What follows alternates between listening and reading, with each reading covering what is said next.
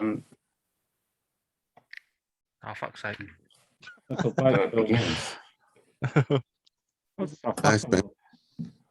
Yeah. Happy November the 5th, Emmanuel Plummer. Yeah, I feel like we need to address that. All of us thought that you really liked the film, Emmanuel. Yeah. Yeah, Emmanuel, you had me like thinking you loved it for like 15 years. Turns out you weren't. You've been stabbed in the back. Stabbed in the back. Maybe the parts I saw, I really liked. I don't remember watching the whole thing before. Oh, this is the first time you watched it, probably. Ow. Was not that wrong. Ben, did I see the whole thing before? Well, I assumed you did. As Rob did, I suppose. I don't know. I thought, and I probably didn't say this in the call properly, because I assumed I slept through some parts. You said that last week. Oh, here we go. I don't think it was bad enough to make me fall asleep. I think I was just really tired at the time when I first watched it all years ago. It's Pat with the lighthouse all over again. it was a must. Oh, wait. Before we carry on, I've got a problem with Ben's costume. You've not got the right fringe, Ben. The right fringe? Yeah, because he has like a fringe. That's true, but the hair comes with the hat. He's taking his hair off. He did just put it in the film, so I think the best thing about Ben's mask. Oh God! The best thing about Ben's actual mask is that it's actually from the film. Which is cool. Ben, if you keep that mask on all night and take your sunglasses off, we can pretend that we've got Robert Webb as a special guest. I suppose you could. There's no harm in it. I'll just keep it on. No, I meant the face mask. Oh, the face mask. Very cool. Oh. Awesome costume, man. Thank you very much. This was actually a replica from the film that my dad managed to get. Oh, really? So all the extras that wore them in the final scene in the movie when they go to Trafalgar Square, they had all the exact same masks as this one. That's really cool. That. Nice. My whole monologue. And I've got my Thief and Dirt hoodie as well. I feel like this is a film that you like, Ben. A tad. You could say so. Sadly, I don't have Thief and Vendetta pants. I wish I did that. I suppose actually I could join in a little bit. 1 second. Oh God, I don't know anything. I've got. If I just like sit here like this all night. Keep it in mind. I don't. I should. I really should because I love Alan Moore. Have you read it, Dan? I've never read it. Oh, it's really good, man. If you like the film, you'll love it. Yeah. There's 2 books that I haven't got and I should, and it's V for Vendetta and From Hell. Oh, really? I should really have them because I love Alan Moore stuff. What stuff has Alan Moore done? So the ones of his that I've got. So I've got V for Vendetta, Watchmen, the League of Extraordinary Gentlemen, a Swamp Thing that Ben got me. He's also done The Killing Joke. Yeah. The League of Extraordinary Gentlemen film was a bit shit. Well, the film was nothing like the book, to be fair. The League of Extraordinary Gentlemen was so shit that Alan Moore wrote this off before he even watched it. That was the problem. His name's on that one. Rob pleased that, yeah. Liam came out saying no. Wasn't that Sean Connery's last film as well? Yeah, that's what that got him to retire. It retired Sean Connery and it put Alan Moore off of adaptations. I really liked the film. Oh, I did. I really liked the film, and I was like, "Oh, this is great." And then I actually read the books, and I'm just like, "Yeah, it's exactly. It's just one of those things." That film's a load of shit in it. It's got no context. Like, there's nothing like the character names. I think it's just the Hollywood version of it. That's the main thing. It's so fucking grim. It's like it's Alan Moore, right? It's always gonna be fucking grim. I think, to be honest, sorry. And then they made the film, and you're just like, Why is what's his name? Why is oh shit. Oh, shit. the bloke with the mirror or the painting. I should know him. Oh, Dorian Gray. Dorian Gray. Why the fuck is he in it? Like, I understand it's from that period of time. Like, it's supposed to be like. Because they like to shoehorn loads of characters into one film. Yeah. Yeah. Pretty much. They have people who recognize that and like Dorian Gray. I thought Dorian Gray was a shit film as well. I mean, If he exists, of course. I have the book. I think, to be honest, like a lot of the reason that I didn't enjoy V for Vendetta as much as I used to this time was because of comparing it to the comic. But this is like that said, this is by far the best Alan Moore adaptation that exists. Watchmen and the League of Extraordinary Gentlemen. And well, I quite like the Swamp Thing film, but it is a bit shit. One thing I'd say. Yeah, Wes Craven did it. Oh, cool. I've never seen it. No, it's all right. The one thing I will say is like taking who made the film out of the argument. Like The Watchmen is very much an acquired taste. Oh, like it's a fucking great film. And like me, Dan, and Ben love it, but obviously you're not such a big fan. I don't know if Emmanuel likes it, and I hate it. I think Alec has been swayed by you hating it. Alec showed me the extended cut at uni, and I got like halfway through, and I was like, "Can we please stop?" Really? Oh, guess That's what? my next film is. Oh, you're not going to do that to me, are you? You're not going to leave me hanging. Well, someone's been leaving someone hanging. I'm not going to ruin it for anyone else. Though. I'm gonna have the version with the pirates. You're lagging out, Emmanuel. What? Okay, can you hear me now? Yeah. Hear me now. With that film, with Watchmen, it has moments I like. I didn't hate it, but I didn't really like it either. It was just kind of like, oh, it exists. So, That's a lot of films, then. I think with a lot of things that Zack Snyder makes, I got the impression he didn't really get it. Like, because I liked. Huh? Oh, you lagged out again, then, man. Oh, I stopped for a moment as well. Oh, sorry. I like Rorschach because he's my favorite character, and probably a lot of people's favorite character. And I liked the guy with the smiley face pin, even though he's he's a horrible piece of work. Like the comedian, he's like the fucking most awful character of them all. Yeah, he's Negan. Yeah, I think the actor just did him very well. He did. He's still a fucking arsehole. He played it very well. He's basically played that character for 15 years because he's been doing it in The Walking Dead. Oh yeah. Yeah. A very gung-ho American patriot, then you could say. Yeah. But yeah, all around, I just didn't really care that much. I think what I liked the most about the movie was Rorschach, to be honest. And then that was about it. And then I was pissed off when he died. I know how to... Yeah, but you needed to die though, considering the circumstances. But it's realistic, ain't it?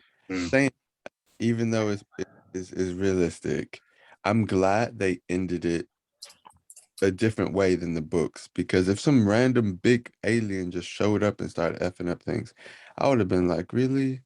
No, he saved that for Man of Steel. No, the original ending is better. That's what annoyed me about the film. I was like, no, this is not how it ends. This is bullshit. I think there's an argument for it, is that it makes more sense that the creature in the book is a mental alien, some crazy squid creature, because Alan Moore was riffing on the old B movies of the 1950s. Yeah. And that was what the paranoia was of the 80s, if that something would happen. Well, Snyder was like, oh, well, let's make it a bit more contemporary, make it so, oh, Dr. Manhattan exists, so we might as well just use him to kill two birds with one stone kind of thing. Let's not mention squids. I've had enough of that bloody show that The has a Squid Game. similar-ish name. Yeah. People keep Have you talking. seen it? Oh, No, really? no, I'm not watching it at all now because people just keep talking about it, It's the Telling best me- show ever. telling me I have to watch it. I have to watch nothing. Ah, It's all right. You like, sound like John. it's not as good as Well, watch everyone it. says. It's all right. Maybe my those brother- people haven't seen anything like it, so they're just hyping it up, and they don't watch much stuff.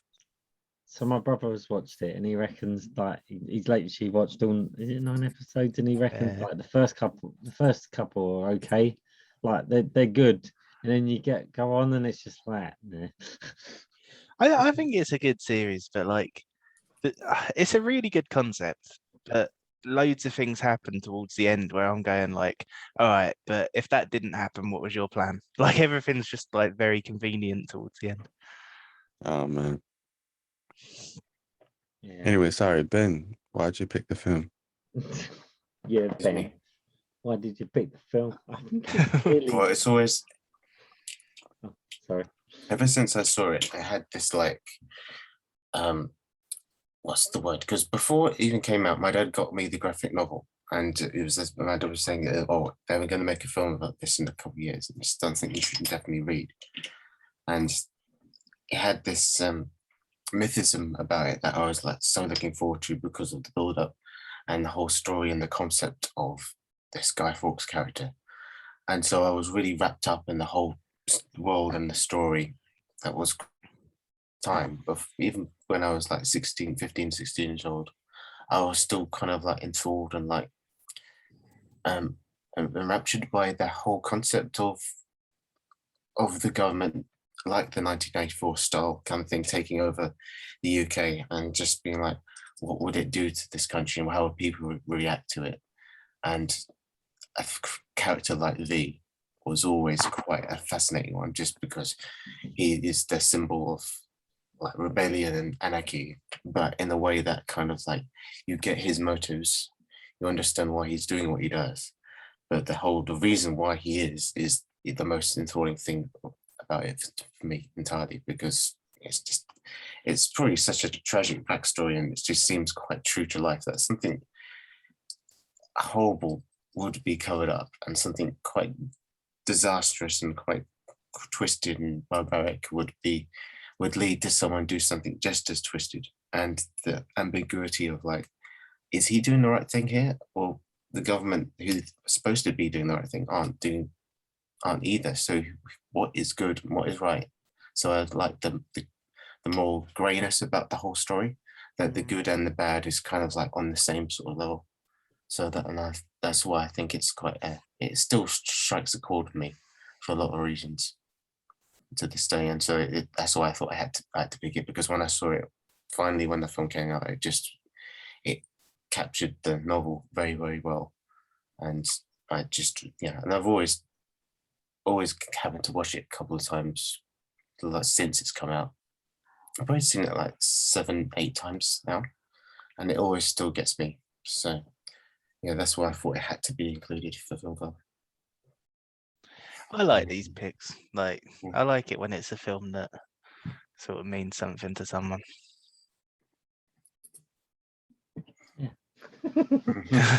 Yeah. I got to ask you, Ben. Mhm. Do you think the conspiracy theory is true, and do you think that the Wachowskis actually directed it? Yes and no. I think, I don't know, maybe it's like the Poltergeist situation where like the director they didn't trust and they were like, look, we have to fix it. But it doesn't seem like a film that like had a disastrous post-production or behind the scenes. It seemed to, as far as I know, went just fairly straightforward. Mm. It But had like you say, it had the flair that Pat was, I think he's going to mention about the whole, how they did the action sequences are so like Wachowski would direct. it had a very Matrix feel to it Well, in terms of the production. Yeah, it looks like a Wachowski. They definitely had some. what, slow-mo? Nah. Yeah, I think if you watched both The Matrix and V for Vendetta back to back, you'd say that it was made by the same person. without it being that similar. It's just the style that it was shot in. It Mm. just felt very much like the same person, same set of people made it. Yeah, I mean, looking at like James McTeague's filmography, so this is the first film that he was credited as the director of. And like, if you look at the behind the scenes stuff for this, like, although the Wachowskis are only the producers, they do seem like very hands-on. In fact, they wrote it too. They wrote the Yeah. screenplay. Yeah. So yeah, I That's- do wonder if yeah. there was like something contractual stopping them from being credited as the directors, but they did do it.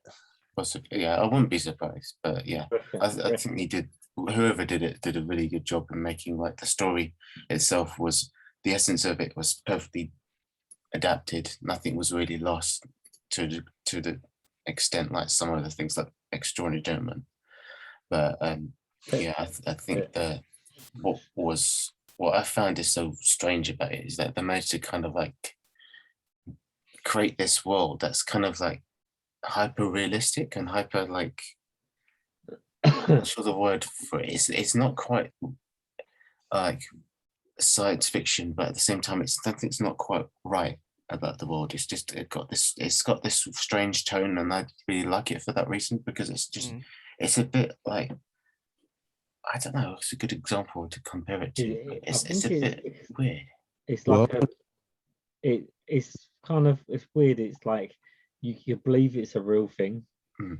like because it's gone through the case of like it's very British in the fact of like you've got the news, but it's very Yeah. news format, like, and then you've got the people on the TV that are very like British kind of. It's got like a British feel to it, but it's like this is a bit strange. This It's is a a bit bit skewed, like yeah. Nazis. A bit Because like Nazis. it's a bit. Like a It's a really bit obvious parallel. well, they're very similar. Like The lead is even called dictatorship. Sutler. Yeah, he's just chanting at a crowd of red and black. It could just be a coincidence, Rob. No, I must admit that's one thing that I do think is lost a bit from the comic to the film, because in the comic his name's something like Adam Susan or something like that. Yeah, that's it. And yeah, I think in the film, like, he's very much like there's no questions that he's a bad person, and he's basically just like, Use the stereotype of yeah, a like you horrible just military leader. you just see him like on a screen, sort of like shouting sort of horrible things, and he's his name ends in TLER, and he's leading a red and black party, and like, and doing all these things that are like obviously signaling him as a bad person. But I think in the comic he's more sort of nuanced, because he is a bad person, but you haven't got that sort of good versus bad. Like, I think that's something that Alan Moore is really good at avoiding, is doing like the two Yeah, exactly. sort of The grey. binaries. And yeah, I think like the portrayal of him in the comics is a lot more interesting, because like he is a fascist still, but he's a fascist because he believes that's what's best for the country, and that's what the country's buying into. So it's a little bit more interesting from that point of view, because then you can look at things like, well, Boris Johnson now, really, Yeah. and you can sort of like understand it from that perspective. Yeah, I suppose you're right. Yeah, go ahead. With his character though, I got a lot of Hitler vibes from him. Oh, that's Oh. definitely what they were going for. Definitely. Like that one scene I where think- you had him sort of on his stage, sort of spouting shite to the public. It was like, oh, fuck's sake. That's the Yeah, thing, but- like, because I mean, they changed his name from Susan to Sutler, so that's definitely a Hitler reference. Like, all of the Norse fire imagery was definitely inspired by the Nazi imagery. Yeah, Hmm. I think that's They I got wanted to fucking be a bit flags, more on right? the nose in the sense of that. This is how the government could be if it was just like the conservatives took control. I mean, that's how people like us would see them. They're obviously evil, but in the novel, obviously they're a bit more like they're a bit more like ambiguous. Ambiguous. You can't really gauge. They're just like normal politicians. They're a bit- Yeah. they just blend in. So I think that's the thing, because the comic was written sort of as a commentary on Margaret Thatcher's government. Hmm. So it's that kind of like it's that rise, like I said, really, it's that rise of fascism, but with the country saying like, this is what's best for us. We need to get rid of immigrants and like all of that. But yeah, I think well, so the film was written around the time that George Bush was the president, and I think the Wachowskis being American, they sort of tried to draw parallels with that more than what was going on in Britain, which isn't necessarily a bad thing, but it's one of those things where it's like, I don't know. I kind of wish that it was two separate films almost. Like I wish that there was a sort of a truer kind of like 80s looking forward perception for the V for Vendetta adaptation, and then another film for kind of a commentary on George Bush. Yeah, interesting. Yeah. I don't Maybe know. a British director could have made those influences a bit more on the forefront, because obviously the Wachowskis had this sort of outside perspective, which was good in a lot of ways. But if they were more like they grew up in Britain, they'd probably be able to put the novels like obvious critique on how things were in the 80s and 90s a bit more to the forefront. Yeah, I think it's mainly to do with when the film's made, right? It's like instead of them going for like, oh, this is the source material, it's from the 80s. Instead of going, oh yeah, we're gonna make it an 80s looking film, like you would do now. Like if you make this film now, you would make it look like the 80s. Whereas they, at that point, they went, yeah, we're gonna make it modern, which was like 2000 and whenever it was made. So that's why you get that kind of like Iraq War, Afghanistan kind of vibes. It's because they're making it current. I don't necessarily think it's a bad thing, but I think it's just it's something that I suppose what it comes down to is like if you read the comic, because it's Alan Moore, it's like very British. Whereas I think the Wachowskis, although it's still set in Britain, like it's quite Americanized, and I think a lot of the dialogue as well, like you can tell that it's an American, right, and how they think British people speak. Like, firstly, just how many times they say bollocks. But we all say bollocks. Bollocks. Come on, mate, this is banging. Where the bloody bollocks is he? The thing is, right, and what kind of gives it away as an American film, if that makes sense, is the fact that the lead actor isn't English. He's an American who's got a British accent that it's a very similar sounding accent to his actual voice, which is a bit, I think, he's a great actor, right? His accent's spot on, I thought. But you can tell it's American doing a British accent. It's like, what's her name? Natalie Portman. Her accent, you can tell. Is a bit weird. Whereas it's kind of, I don't know, it's that thing of main characters in the film Americans, but the rest of the cast are proper British people with proper British accents, and that works. It kind of has that kind of uncanny valley of this could be a real situation, but then you look at them characters and they're like, okay, they're just Americans. They're like faux English people. That's a bit. So as you were saying that, I looked up Hugo Weaving's his IMDb, and he was born in Nigeria to British parents. What? But lived in America. Yeah, it's all over the place then. Yeah, it said Hugo Weaving was born on April 4th, 1960 in Nigeria to English parents, Anne and Wallace, who were both English. Apparently he's got well, I suppose it's like the equivalent to like an ABE or something in Australia. Yeah. So he's all over the shop. Yeah. He sounds like he hasn't got an identity. He's African. Interesting, actually. He's British, African, European, Australasian, American, He's everything. Elven. Elven, yeah, he's definitely. Yeah, he's Elvish. He's even nationalities that don't exist. He's even a fucking virus. It's the worst virus ever made in screen history. True. Rob, there's an interesting fact that apparently Hugo Weaving based his accent on Harold Wilson, British Prime Minister of 1964 to 1970. Oh, that's pretty cool. 76. To be honest, I thought that he based his accent on Stephen Fry. Because there was a Yeah. few scenes where I was like, I don't remember this very well, but I feel like that's Stephen Fry. and then as it was coming towards the end, I was like, no, I've got this wrong. That's what's so Stephen good Fry about in it. It's like that. even Evie's like she has this element of like doubt. Or like, oh wait, is Stephen Fry's character actually V? Because he's like Yeah. beneath this well-fitted exterior lies the killing machine for Fawxian with fetish Fawxian masks. Yeah, yeah, that bit where he's cooking her breakfast, I was like, I knew it was Stephen Fry. And then when it got to the end, I was like, no, okay, you got me. I think saying the same things like all the American writing stuff and the in the Stephen Fry stuff you just said as well. Mhm. So I didn't quite get. I don't know if I missed it watching it. Like, you know that Evie lost her brother in an asylum. Is V actually her brother?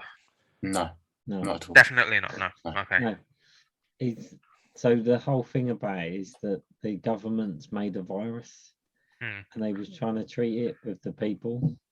That's why they was experimented on. I think this is the case. And then what happens is they let the virus off in certain places to make it look like the bad guys did it, so they can get into power. Yeah. And yeah, so as a collateral damage, her family get killed by the fact that her brother dies by the virus they make, and then her mum and dad are protesters that they basically use as experiments. The only reason why I put that together was because V was also in one of those institutions, wasn't he? He was in the camp. Yeah. Yeah, he was an experiment. Yeah. So that was the only reason why I thought, oh, are they actually brother and sister? But No, they just happen No. to be in the same facility. The that's age fair. difference would be, yeah, because he's supposed to be a much older person, isn't he? Oh yeah, Especially- that's a fair point. I think it was that. I can't remember how many years later it was. Like 15 or something. Mm. Yeah. Yeah, We've been through a you know, lot. he says, doesn't he say he's been waiting 20 years to do this? Yeah. Yeah, and it's taken That's him a hell 10 of a years long to wait. dig it. What? I kind of, with the character, really like the character as like he's basically like a superhero, isn't he? Because he's got like, I don't know what He's a power he's got. vigilante. Yeah. Well, no, because it's the fact of because he survives the fire, right, and it burns his body, but then they kind of genetically modified him, but they don't really explain it, and I don't know if that in the book, as people have read the book, did they explain what his actual abilities are? They don't. It's pretty much he's discard, and that's about the extent of it, really. Yeah, to be they honest. don't really go into it in the book. Like you probably get more of that in the film than the book, because Mm. the point of the book isn't really like him as a character. It's more sort of like what he represents, and what he represents in the comic is more sort of the idea of like how far should you go. Well, yeah, how far is reasonable to go against a tyrannical government? Like it's not really about him as a character. Okay. Yeah, it's more of a commentary and like the actual the world and and the society of that era and what a government like that would actually create, and that's what he is. It's a bit like, you know, in the film where like towards the end he's like, you can't kill me because the idea will live on, kind of thing. Like the comic is just purely that. Like it's not really. It's all about the idea. It's just an ideal, isn't it? Yeah. Ideas are bulletproof.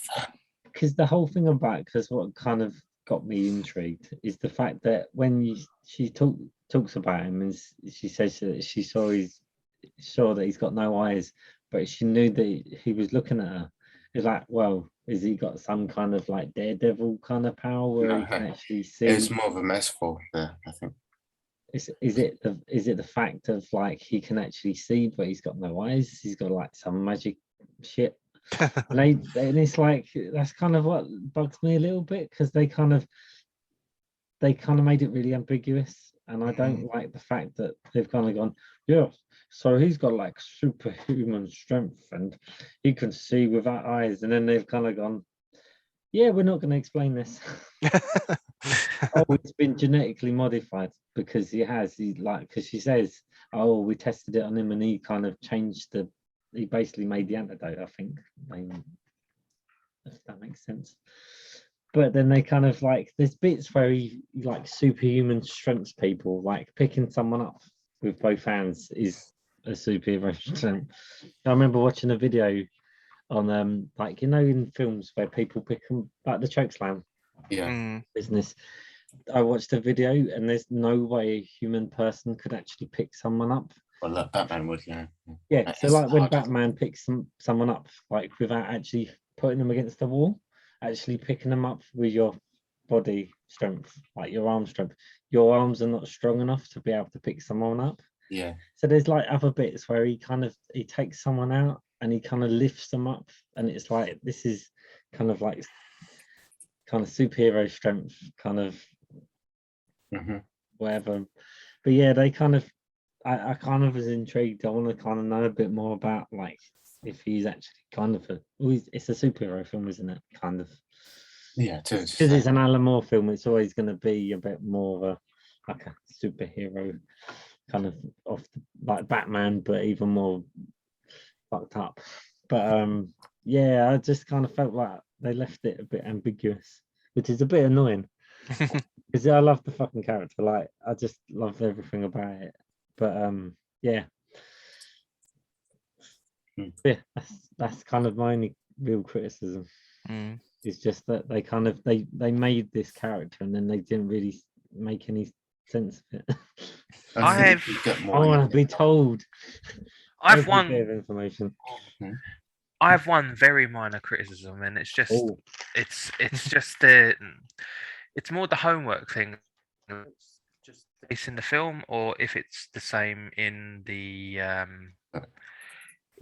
graphic novel. Mm. But you know where they blow up the House of Commons? Mm. Well, Guy Fawkes wanted to blow up the House of Lords. To be fair, I don't think. Well, yeah, in this day and age, I don't think blowing up the House of Lords would do much. No, it's Kill more. off No, a few but- old people. But it's sort of like when you're sort of researching to do something like this, it's pretty bad if you're missing sort of simple things, though, isn't it? wait, you mean when he blows up the Old Bailey? No, when he actually Oh. blows up Commons. You mean when he blows up the House of Parliament? Yeah. What I would say is that I feel like they kind of addressed that even on the first thing he blew up, and Bailey, yeah. and Bailey, whatever thingy, he was saying, why did he blow up that? Guy Fawkes didn't do that. He did da. And I think it was more of a point, just to prove a point of blowing up the thing that mattered most to them at that time. It was more about striking government rather than doing Yeah. exactly what Guy Fawkes was trying to do. Yeah, that's the thing, because like in the 1600s, the House of Lords was the main one, whereas like in modern times, the House of Commons is the main one, isn't it? So Yeah, and obviously, like he said in the film, blowing up Parliament, Big Ben, is a symbol more than the fact of what the building is. It's just what it represents, even if it isn't actually used for the purpose it is. It wasn't what it used to be used for. So it's the most striking thing he would use to blow it up. I think that's the thing, because like if he blew up the House of Commons, then like everyone would know the significance of it. Whereas I think if you blew up the House of Lords now, most people would be saying, "What was the House of Lords?" What was that random word?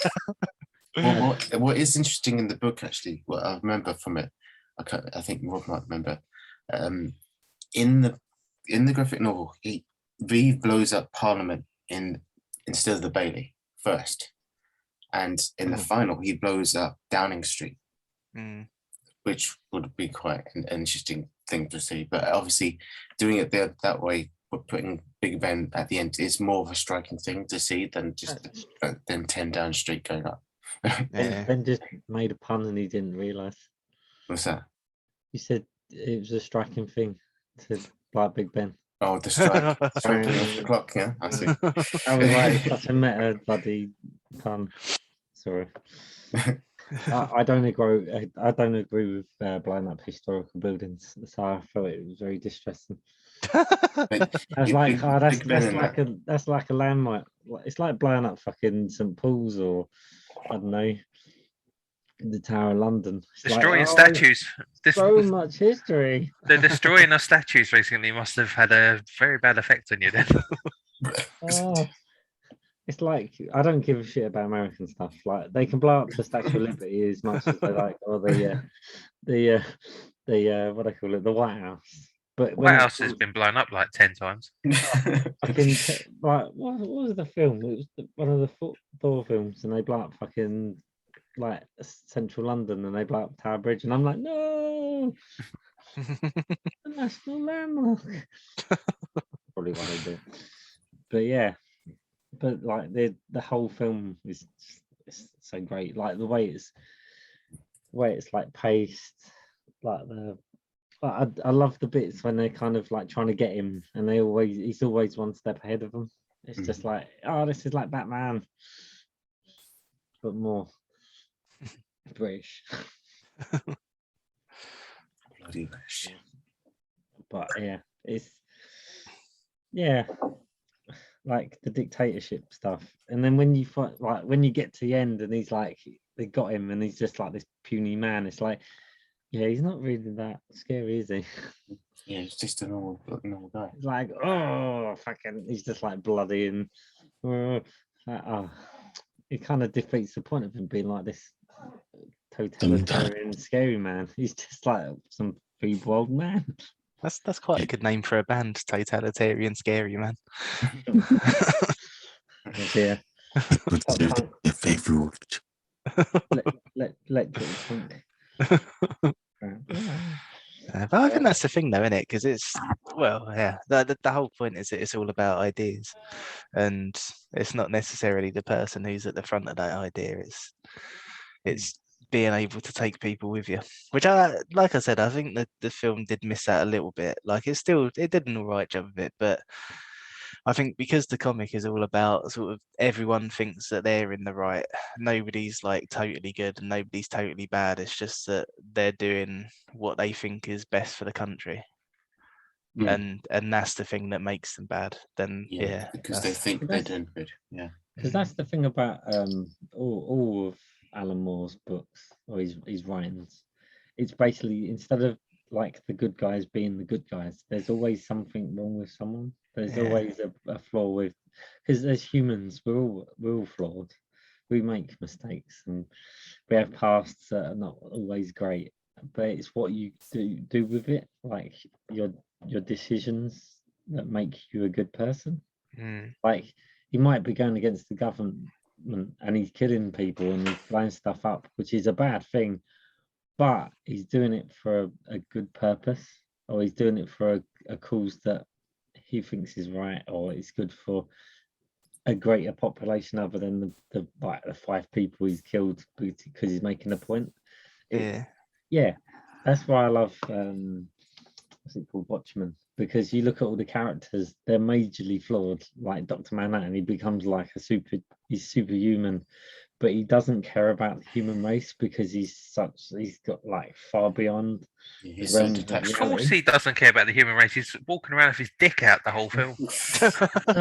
No, but I'm saying like he's ascended to like a god level. Yeah. Where like human beings don't interest him anymore. It's all about like, that's why he's living on fucking Mars in a giant palace that he made with his mind.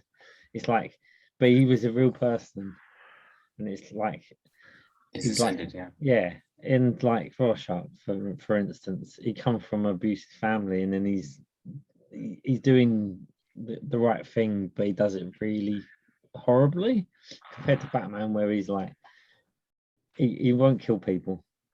He won't hurt people to an extent, but he won't like brutalize people. As Rorschach, he'll go in and he'll break your legs to stop you doing something bad. That's as I said, that's what I love about Alan Moore. He is a terrific writer. He's a very insane man. Yeah, he's very. He's like down on crack. I watched I'd love to meet him one time. I watched a lecture that he did once at Northampton University, And it's just like about like writing and stuff. And I always remember like him just going on a rant where he was like, treat writing as if it's a deity that you've got to please. And he's got like such tired eyes, and he's sort of But yeah, I think that's like that's why I really like the comic so much, is because like it's all about sort of, well, it's basically about anarchism really. Mm. And it's sort of, yeah, like whether anarchy can be good or bad. And I think it leaves you to kind of make your own mind up on that, because I think the comic kind of argues that it's like it's all about sort of personal responsibility and sort of accountability. But I think the film is more about sort of liberalism versus conservatism. that's the thing, like as you said, like it's anarchy, but with the film they've made it more the fact of instead of him being just an image, and it's like what's wrong and what's right, whereas this film is it's an action film, and you don't want to have a 2-hour film about what's wrong and right in society, and like, That's exactly what I want. that doesn't really sell tickets. It doesn't go, oh look, we've got a big action film where the bloke throws knives at people in slow mo. It's kind of, they made it for a purpose instead of following the source material to the letter, which would have been great anyway, probably if I had read. But it's kind of, they've made it fit within yeah, it fits in the zeitgeist.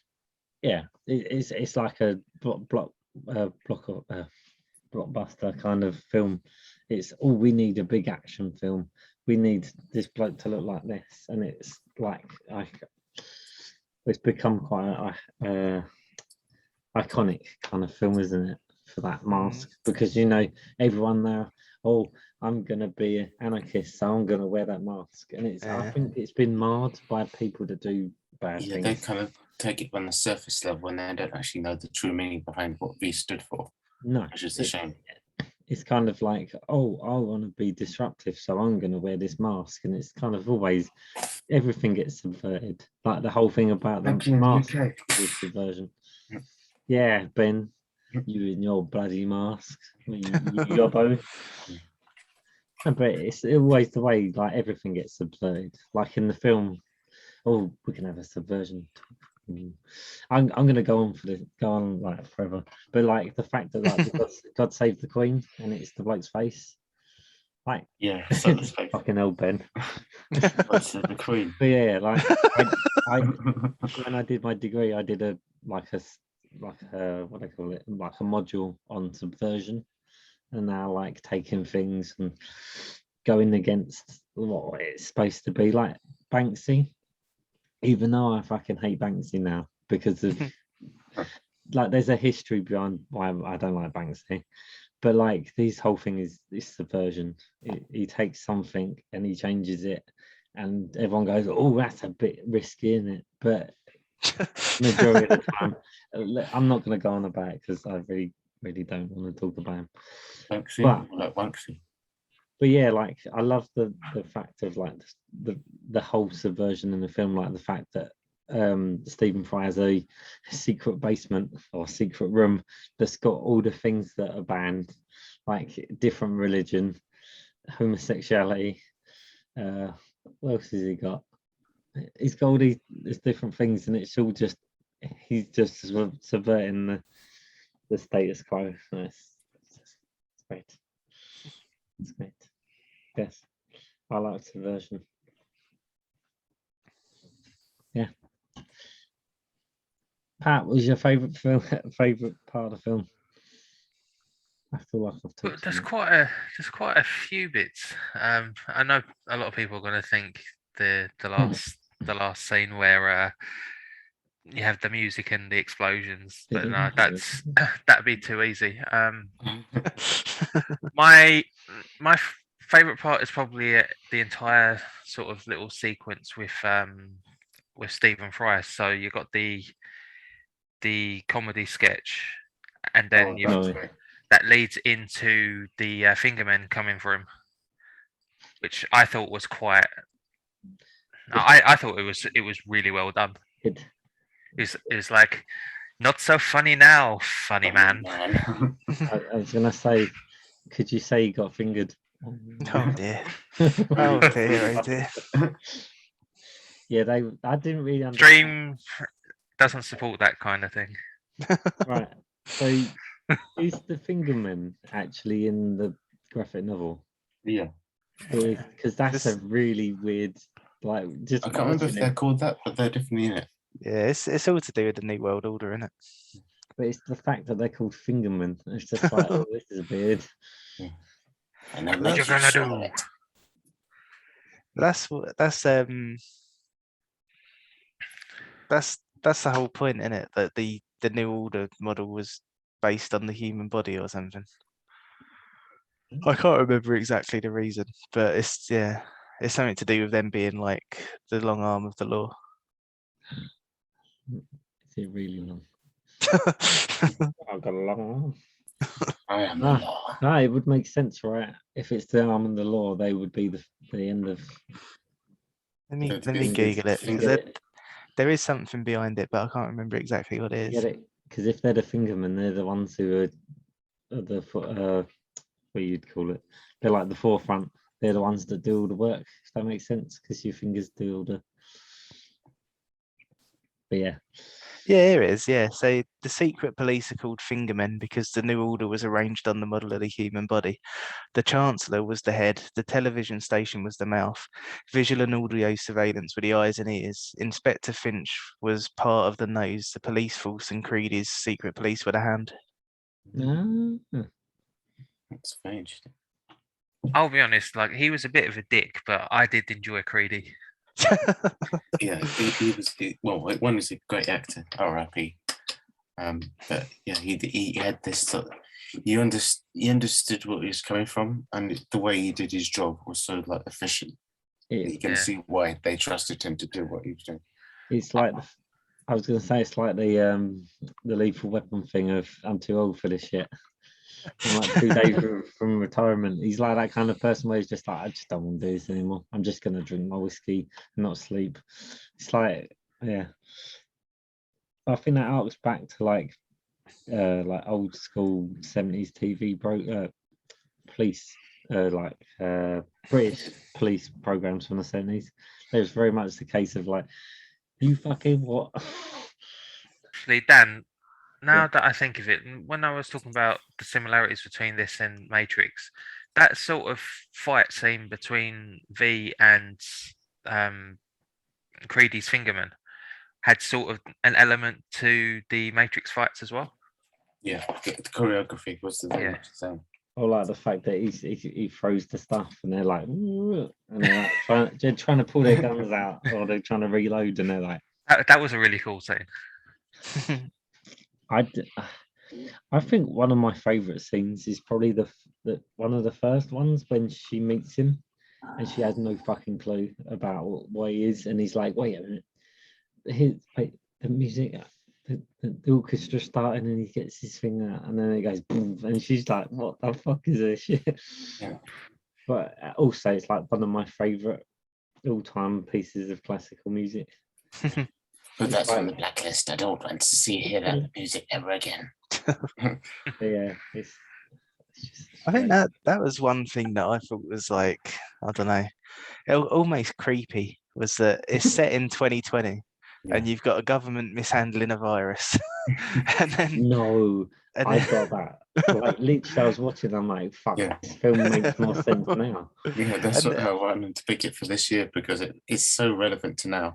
And what's interesting as well, so like it's a little bit more, it's more of a stretch, but still I think it's a comparison. Like, so obviously like this is set around the time of like the Iraq War, or more it's a commentary on the events leading up to the Iraq War. Mm-hmm. And in Afghanistan at the moment, the Taliban has banned music. Oh, really? As a result of us pulling out, yeah. So it's they actually did a really good job at predicting the future. Yeah. Jesus. But yeah, But yeah, I was watching it. I'm like, oh my god, this relates so much to now. Like the fact of, because I said to my mum about it, I said like my irrational conspiracy theory part of my brain says that, oh god, imagine if they actually did make this virus to do basically what they do in the film, where it's like, oh, we saved the day, da, da, da, da. Like the fact, like, well, I remember when they first had the virus was a like massive thing, and they're like, oh, it's gonna take probably years to get a vaccine, and it only took them 6 months, I think it was, Yeah, to thank get a God. vaccine. And it's just like, oh my god, in my mind, like, is it did they It's a make it? conspiracy. Did they do all this and made it like, oh, you're gonna control the people, or There, that's there's just my It's the irrational. 5G. That's what it is. there was a Oh. brilliant bit of cinematography on you there, Dan, because as you did Yeah, I that, saw. your webcam started focusing and Whoa. unfocusing.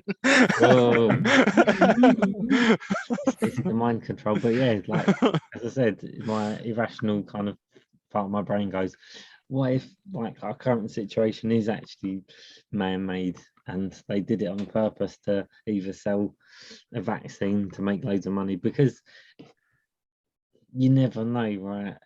Like you're never going to find out, because the difference between like the government in the film is it's very highly stylized as like a Hitler kind of government, where it's like, we're the big power, you're going to do what we say, and they kind of, everyone goes yeah. Whereas now I would have thought it's very covert.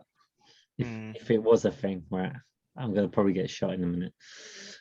But like if you think of it in like politics now, a lot of the things, like all the bad shit, you only hear in the things they want you to hear.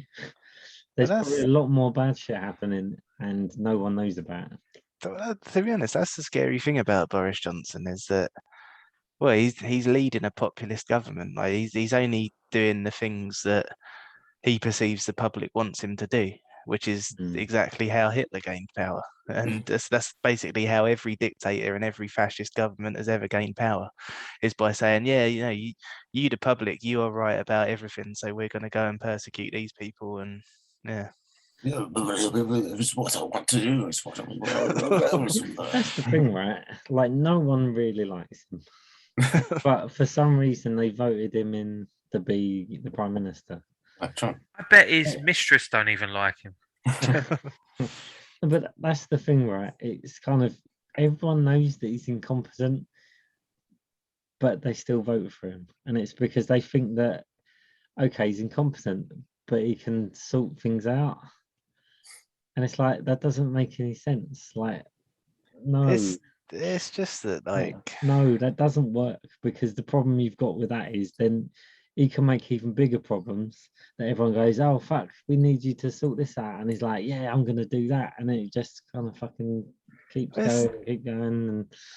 And that's one thing that the Conservative Party has always done, is that when we're in a situation like people are unemployed and people are struggling to make a living, they don't say, oh yeah, like, we as a government, we're the ones who are going to take responsibility for this and we're going to help you out of it. They go, oh, if you're out of work, that's because of some bloke down the road who's not from here, so let's get rid of him, and then all your problems are gone. And then everyone turns on each other, even though we've got more in common with the person down the road than we have with them. Right, so I'm gonna go into a bit of Brexit. Sorry, but Oh my God, how have we got to this? I've got to mention it, because the fact of, like, with the whole Brexit thing was, if you like, you had people against each other, you had people broke up families, because people went, yeah, I agree with this, no, I don't agree with this, and people fucking hated each other, and that was because someone said we want to leave, Right. and it was the Conservatives. It's like, oh. And the really fucking frustrating thing was, it was David Cameron said, oh, I really don't like Nigel Farage, so I'm going to say, oh, let's leave the European Union. And then it happened, and he's like, oh, fuck, this wasn't supposed to happen. Like, I didn't It's all do his it. fault. No, that's basically what happened. Like, Nigel Farage went, yes, fuck it, you shit, I'm going to get you back. So basically, he made his own, like, UKIP, whatever. But then what happened was, they didn't want it so much that they fucked it in the end by putting Theresa May in. And she didn't want to leave the EU, so they basically just fucked around, and when they got round to it, then they got Boris Johnson to deal with it, and they even fucked it even more. So whatever way it was going to work, if we left or if we stayed, it was going to be fucked, because they basically, it was a massive fuck up that they didn't really want in the first place, but they was doing a tit for tat fucking politician bullshit. That's, But yeah, but that's exactly what they do, though, isn't it? 'Cause it's just divide and conquer.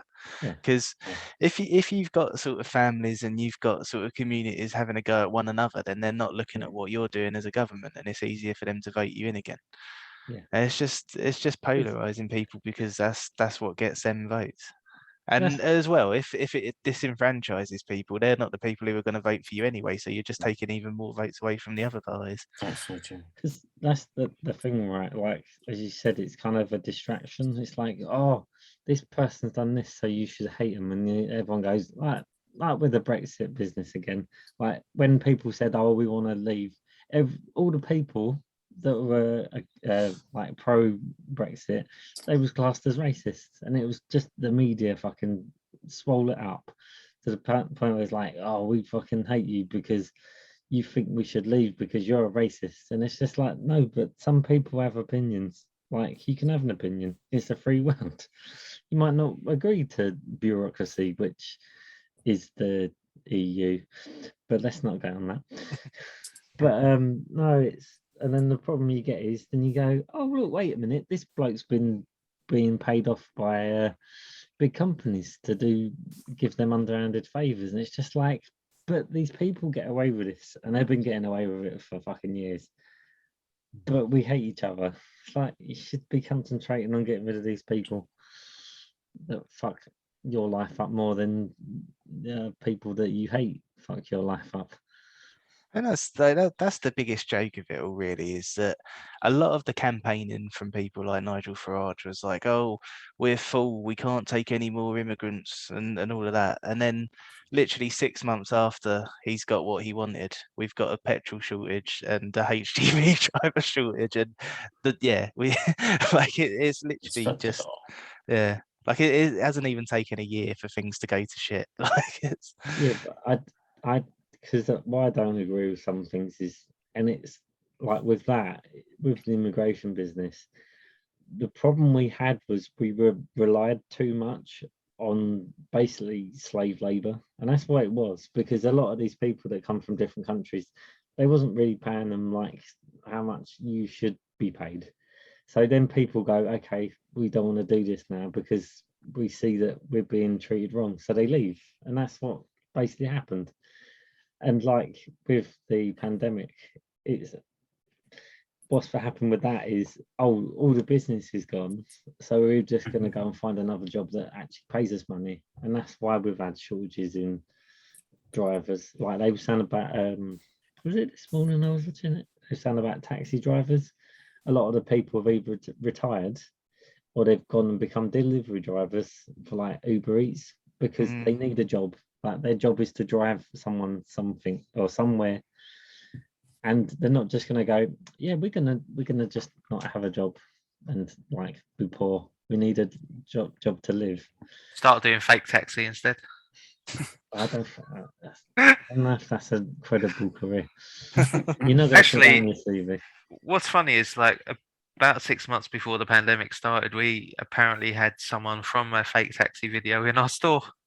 I mean, that's what a diversion, Pat. Got from talking about Brexit to fake taxi. What the fuck? But yeah, it's just. I like the fact that I can't believe we're talking politics. Oh god, it's quite a political film to be. I'm just saying, like current politics. Imagine if Alec was here. Jesus, he'd be like. But no, I think like I'm really anti government and all that shit. If I would have probably been an anarchist if I wasn't scared of being like literally, there's a difference with this. it's like people that are like anarchists or protesters, they don't give a fuck if they get out or not. It's like they will do anything to make their point. Whereas I'm like, I'm good at talking. I don't mind. I don't want to be hurt by anyone because it's not my game. I'd rather be a peaceful protester. But no, it's kind of So this film is brought up all that kind of shit. I'm just like, what? Maybe the pandemic was orchestrated by people to make people fall in line.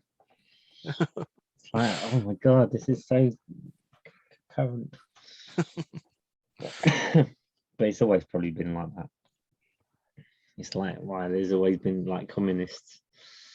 That was based on like a dictator, or it has to have a dictator to work. I think that's why like the UK is the perfect setting for this, because I mean, if you look at the whole world right now, we're probably, outside of a few extreme examples, we're probably the most right-wing country. Because like a lot of Europe has turned to left-wing parties now, and yeah, we're the only ones that are sort of dragging our feet behind. You saying that we're fascists? Yeah. Oh my god! Yeah. I'll say it on record. We're a fascist country at the minute. What have we done? We had a war to stop. To be fair, we've been a fascist country for a long time. That's the joke, though, isn't it? Because like the rhetoric is always like, oh, by winning World War II, we stopped fascism. It's like, no, we were led by a fascist as well. And we haven't diverted from there since, really. You telling me that conservatives, fascists? Yes, that's exactly what I'm saying. I agree. That's why I'll never vote for them. I think if I voted Conservative, I think my nan and granddad would come and burn me alive. Well, thankfully, nobody here has voted Conservative. Oh, wait. Oh. Only once, but Yeah, that's Oh, the Ben. point, Ben. You voted Conservative after Oh, watching Ben. this. Oh, Ben. I didn't. It's like Shit. completely bamboozled. That's all Sorry, Cameron's Ben. fault. It's all Sorry. Cameron's fault. It's all right. Sorry, Ben. I just couldn't resist a dig. In Yeah, Ben's but only defense, once and never again. but in Ben's defense, when you're a certain age, you don't really understand how the world works. So you go, oh, whatever. It's because like the traditions of my family will always vote for Labour because my nan and granddad voted Labour. My mum and dad voted Labour. So I was like, oh, I'm going to vote Labour.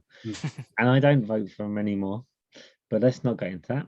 Yeah, but traditions also dictate that you support your local football team, and I support one that's like 300 miles away. No, but you're Like glory hand. No, but it's like I can understand with Ben, his mum and dad, whatever. Yeah, but they don't vote for Conservative. That was the whole Why thing. the fuck did you vote for what? My mum's always been green, and my dad's always been Labour. Wait a second, Ben. Yeah. I was defending you. What Ben's trying to say is his mum is Classic. Piccolo. Like, because I think like when you're younger, you don't really understand like, oh, you're picking this person or you're voting for this. And Honestly, it's like, yeah, it's not what I didn't even read what Conservatives or Labours were then. It's just like, oh, I read James Cameron's name compared to who I can't even remember who was up against that. Yeah, Gordon You mean Brown was David the Prime Cameron? Minister at the time. yeah, you know, the bad Cameron. To be fair, I Yeah, can see whoever why you it did was, it if it's you like, thought I James wish- I Cameron was just- running. If I vote, maybe that's it. I thought it was James Cameron. if we run for the Conservative, I'd burn. I would never watch Terminator again.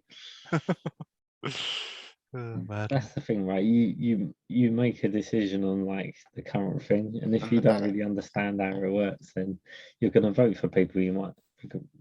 To be fair, in that election, I voted for the Liberal Democrats, and look where they went. Yeah, so did I, because I quite like Nick Clegg. And that was the thing. I was like, oh, our mate Nick Clegg, he's got to do something good for us. He fucking jumped in bed with the Tories. made a fucking Tory government. Yep. And he fucking fucked everything. Like, Fucking everyone's Nick fucked Pigleg. everything. Yeah, fucking people. And then what happened? Jeremy Corbyn come along, and I was like, nah, I'm not voting for the Labour Party again. It's a very different party now to when he led it. And yeah, fucking, they're all fun. I don't know. It's all bit. It's like you gotta pick the best of the bad bunch. It's like there's no one you go, yeah, I think they're good. It's like, who do I vote for that I don't want to give up someone else a vote?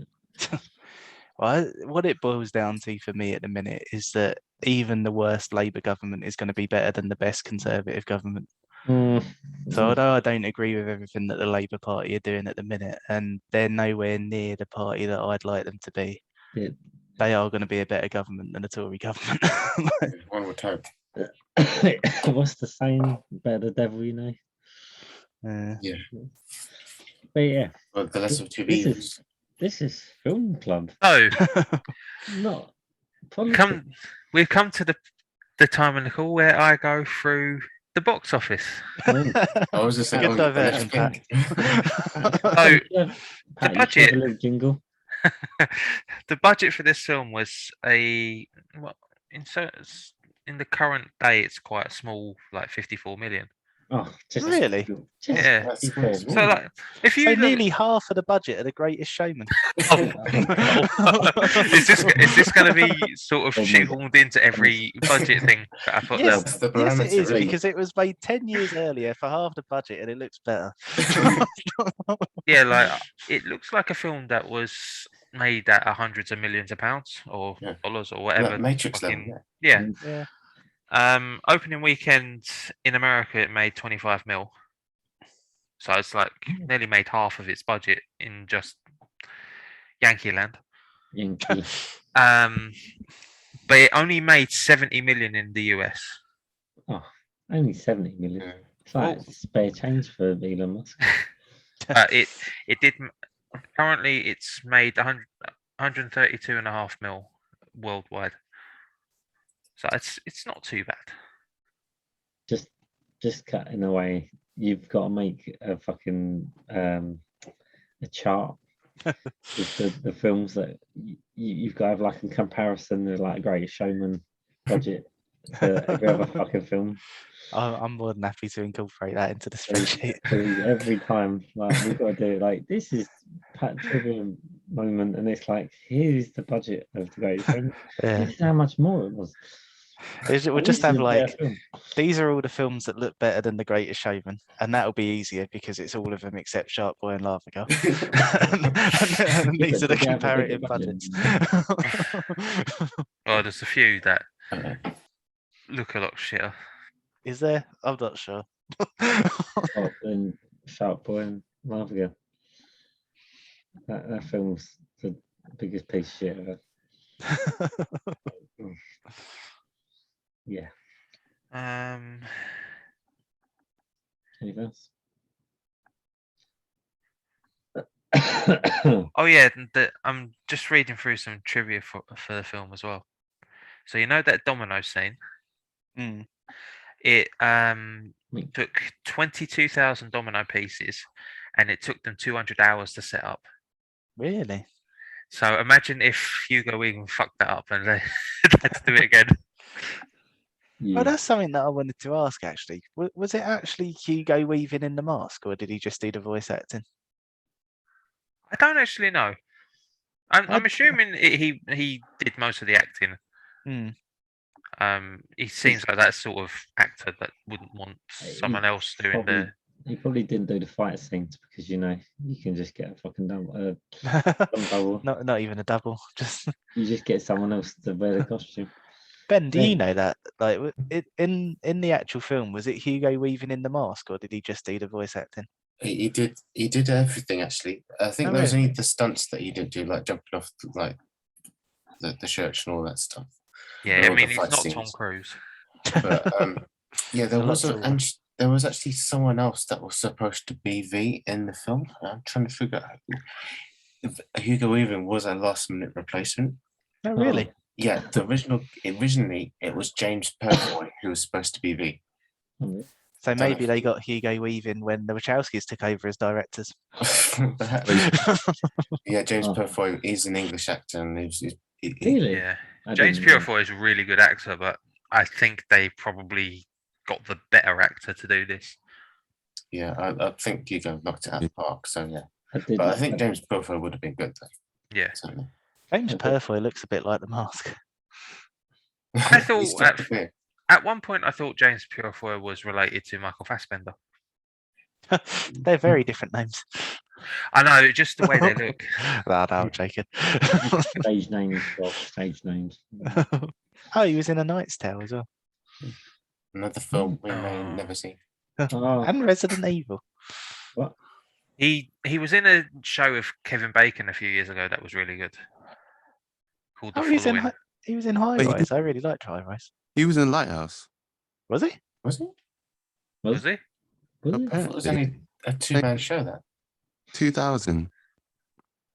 oh, another Lighthouse.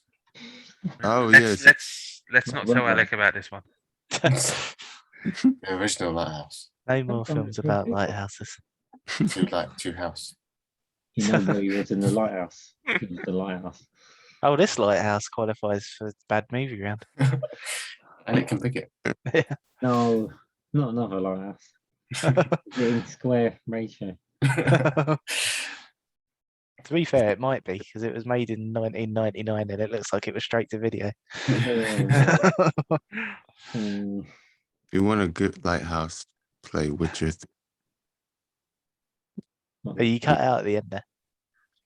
Oh, so if you want a good Lighthouse, there's a small part in Witcher 3 Lighthouse. Haunted. Lots of crazy crap going on. So,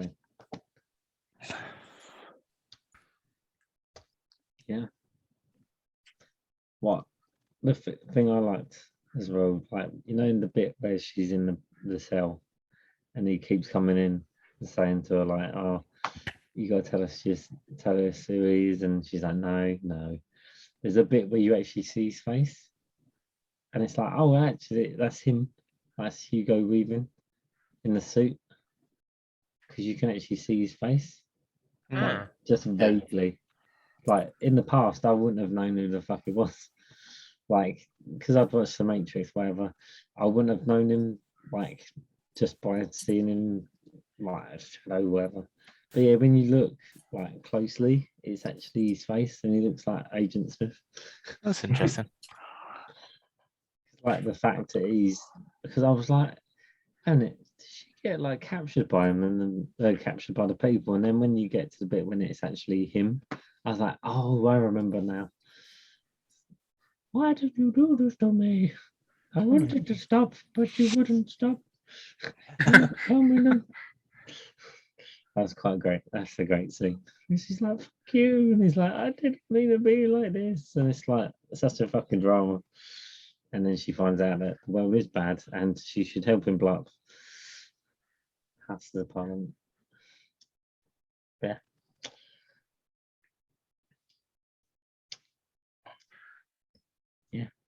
And that was Dan's summary of the whole film. Exactly.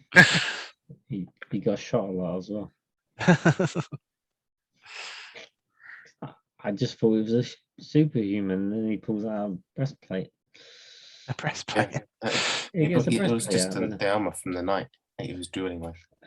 What makes me laugh is the only bit that actually gets shot is his arm, and I reckon he died from just getting shot in the arm.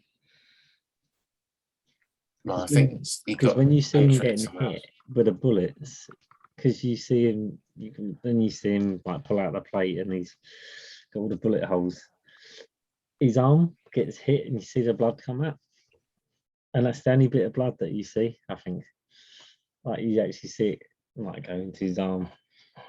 Better been would have been a bit fucked. A bit. Just a few bullets.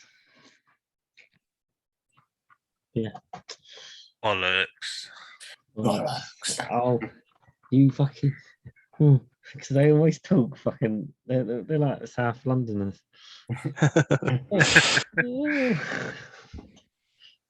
They're not proper cockneys.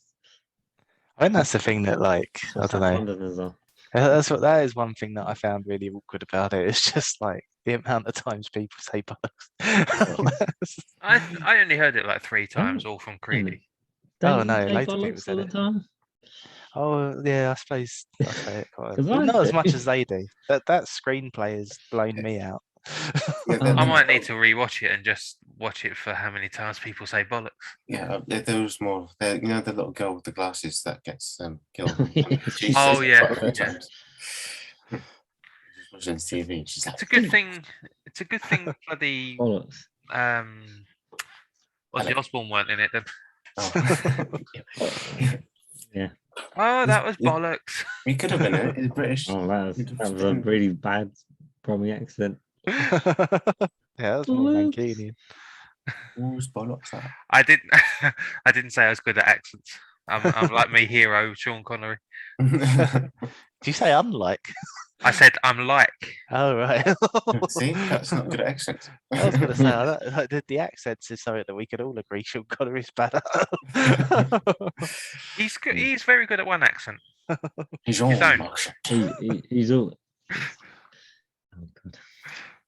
Oh dear. I have a film of his lined up that 5 seconds. That what?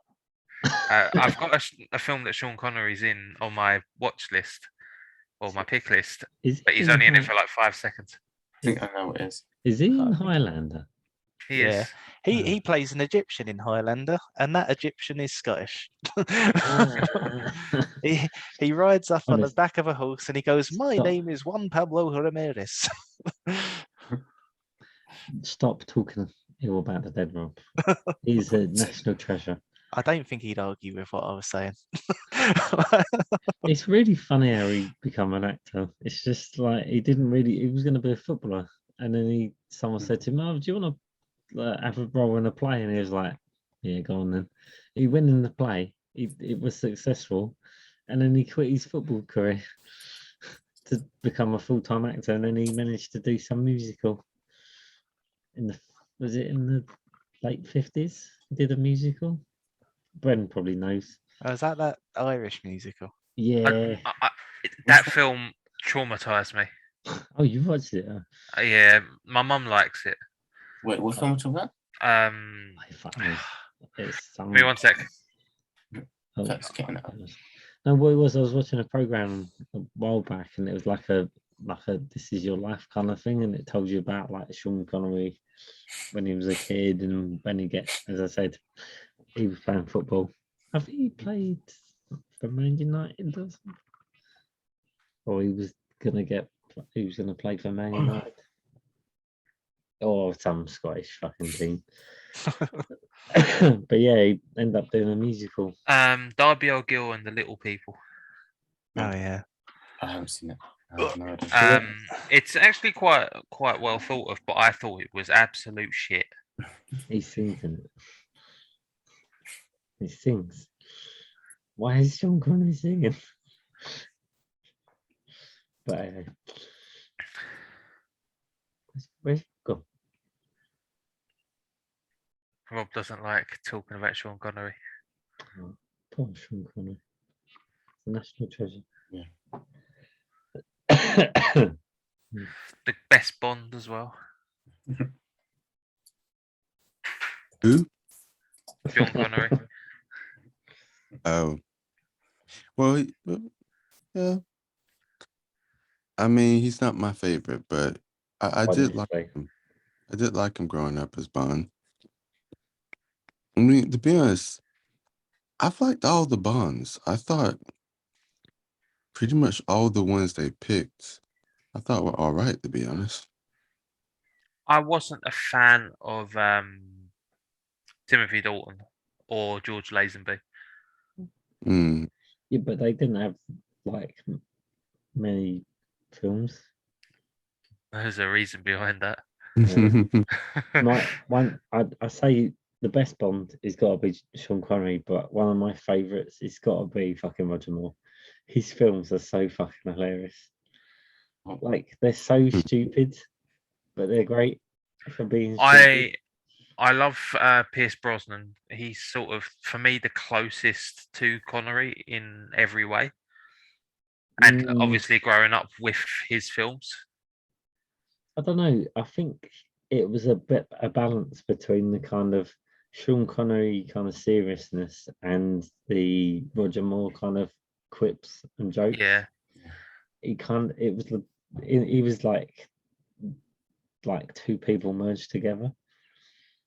But the worst one was when Sean Connery come back and he did that fucking awful piece of shit. oh, the remake of Rollerball or Thunderball or whatever. it's called. Rollerball.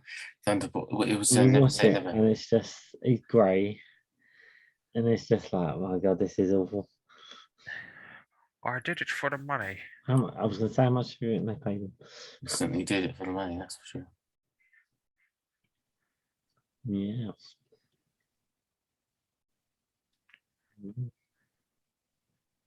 Bob's gone. Is Rob coming back? Rob's had enough. He couldn't take the Brexit talking. Hmm. What's the Brexit?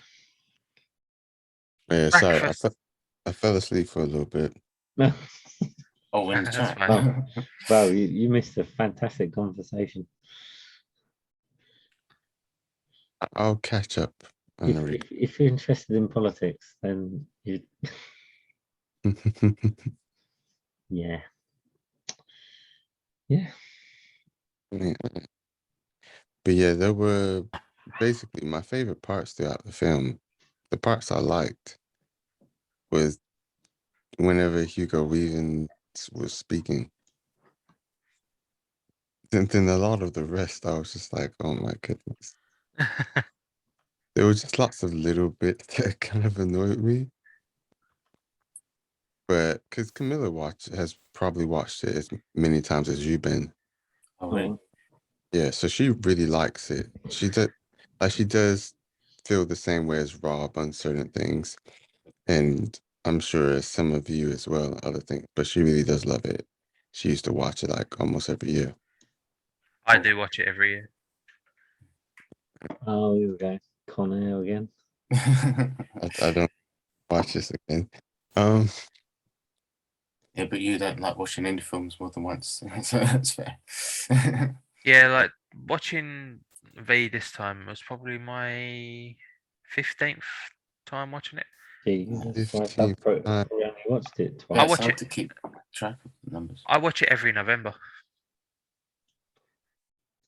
So obviously Ben picking it sort of killed two birds with one stone. So she watched as much as you as well, Pat. It's such a good film. I Yeah. remember it being good, and then I watched it again, and I'm like, actually, no.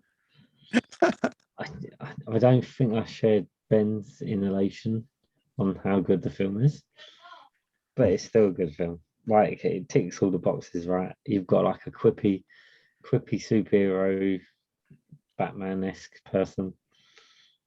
There's I mean- really good dialogue. Like he's the way that with the V's. Fuck, I don't know won't how even long. try Not the to V's. replicate The that. V's. Did they The take V's. that from the comic? Yeah, much of the words are from Alan Moore's writing, which is why Yeah, it's I sharp. assumed. I was just like, man, that was effort. That must Just- have took a just long the- time to Just memorize. to write. To be honest, I don't think it would have taken Hugo even that long to remember because it's quite striking. Yeah, a and good right- actor can do it. yeah, a good actor who cares about the meaning behind what he's saying. I'm sure it wouldn't have taken him too long to learn. It's more about to actually just come up with it. Like the amount of effort it would have been to write that. But I did like that. I remember thinking, wait, when is it going to stop? He's Yeah. still going. Why's I'm Rob like- got wrapping paper? Is going to give us a rap. Oh, right. But what I was going to say, yeah, the thing with it was just all the little things, like the things with the accent, Natalie Portman. Not that I really hated it. I was like, I like your accent, but you sound like you should be acting in Pride and Prejudice, not no, in Vendetta. And then Camilla made it in Point and Point. Just like she grew up like with parents who were just like, I guess, standard class parents, whatever, and then who were protesters, and then she was in a like correction facility for most of the time she grew up. Yeah. She should not have that accent in London, and where the people she spent time around. That makes no sense. She's not from high society. But anyway, so, Yeah. so Well, what what you're I saying, thought it was a great accent, but it wasn't a great accent. But it's like you needed someone like Billy Piper to do that sort of like East London. oh, fucking hell. Not Yeah. her. No, I Why did you agree. blow up this building? Because Yeah. I want You got to. this building up. Yeah. I agree with that, to Realistic. be honest. Like that is one of the things that made it feel like a little bit inauthentic, I suppose. Mm. Because like pretty much everyone in it was talking how an American does a British accent. Like Yeah. it was all like, "Cool, blimey, governor." Like, it's- No, But what yeah, you're saying is Natalie Portman didn't say bollocks enough. That's why it was. well, yeah, I feel like everybody was coached how to do a British accent by Stephen Fry. Yeah. yeah. Oh yeah, true. Americans at least. Yeah, It's like, gosh. but don't get me wrong. I don't think it's the fault of the actor. It's just like it's just the vocal coach. Hmm. I Yeah. was like, why did the vocal coach tell them to speak like that? And why did the director, but then it was American, why did the director go, yeah, you should speak like this? Like, no, but obviously they didn't know. So whatever. Maybe it's like what their strengths were. Maybe not important can actually do the authentic accent. That was the closest and most authentic one she could do without sounding Oh. too stupid. I guess it's a little bit like how well, I guess like you, Emmanuel, because like to us, like you've got a very American accent, but when you go to America, people say you don't, right? Basically, yeah. Yeah, so I guess it's that kind of thing where like because they haven't grown up in London and their ears aren't as tuned to it as ours are, Yeah. it probably sounds a lot better to them than it would to us. Yeah, that's a good point. Yeah, but what I would say, that is true, but also they were lazy for like English.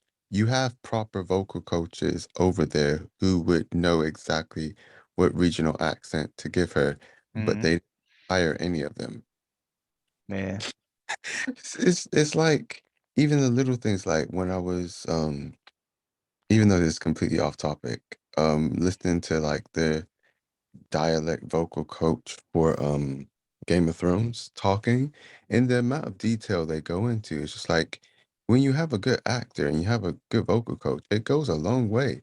But Mm, if you don't bother, then there's been some films when the actors just been left to their own means because the director didn't really care what accent they had.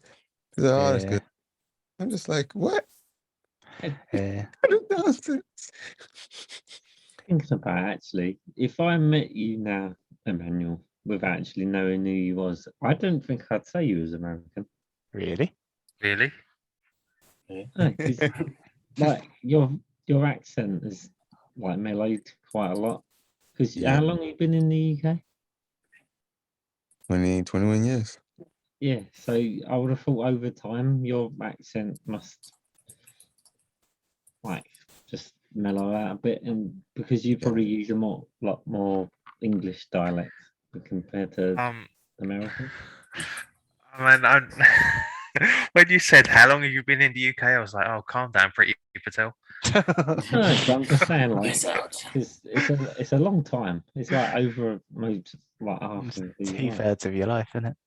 Yeah, so you must over time like lose part of your accent. Saying that, my brother's friend, she's Scottish, and when she was like in like East London, her accent wasn't that bad. Like it was, you could tell she was Scottish, but it was quite light. It's very pleasant. And then she went back to Scotland. Right, it was very mellow. And then when she went back to Scotland, it just went like it ramped up because it's really strange. Like, yeah, she went back and it's like really strong. It's like fuck. I think some people are like more susceptible to that than others, though. Like, because Even I notice it a bit with my own voice. Like it kind of like takes on different accents depending on where I am sometimes. Mm. And yeah, I think like some people just have a more set accent than others for some reason. You say that like I wouldn't have. It's really strange because like I wouldn't say I had an Essex accent, but I wouldn't say I've got like a Humphrey proper accent. It's like we're in this kind of weird hybrid where like if you listen to the people that live in our area, like Dagenham or whatever, you can tell they're from Dagenham or they're from Essex or whatever. But I feel like my I don't know, I probably do sound like an Essex boy, but I probably don't notice. But like a lot of people wouldn't have said. I'm sure, like, well, saying that I work with a lot of different nationalities, so they probably don't know one accent from another. Yeah, it's kind of like out of.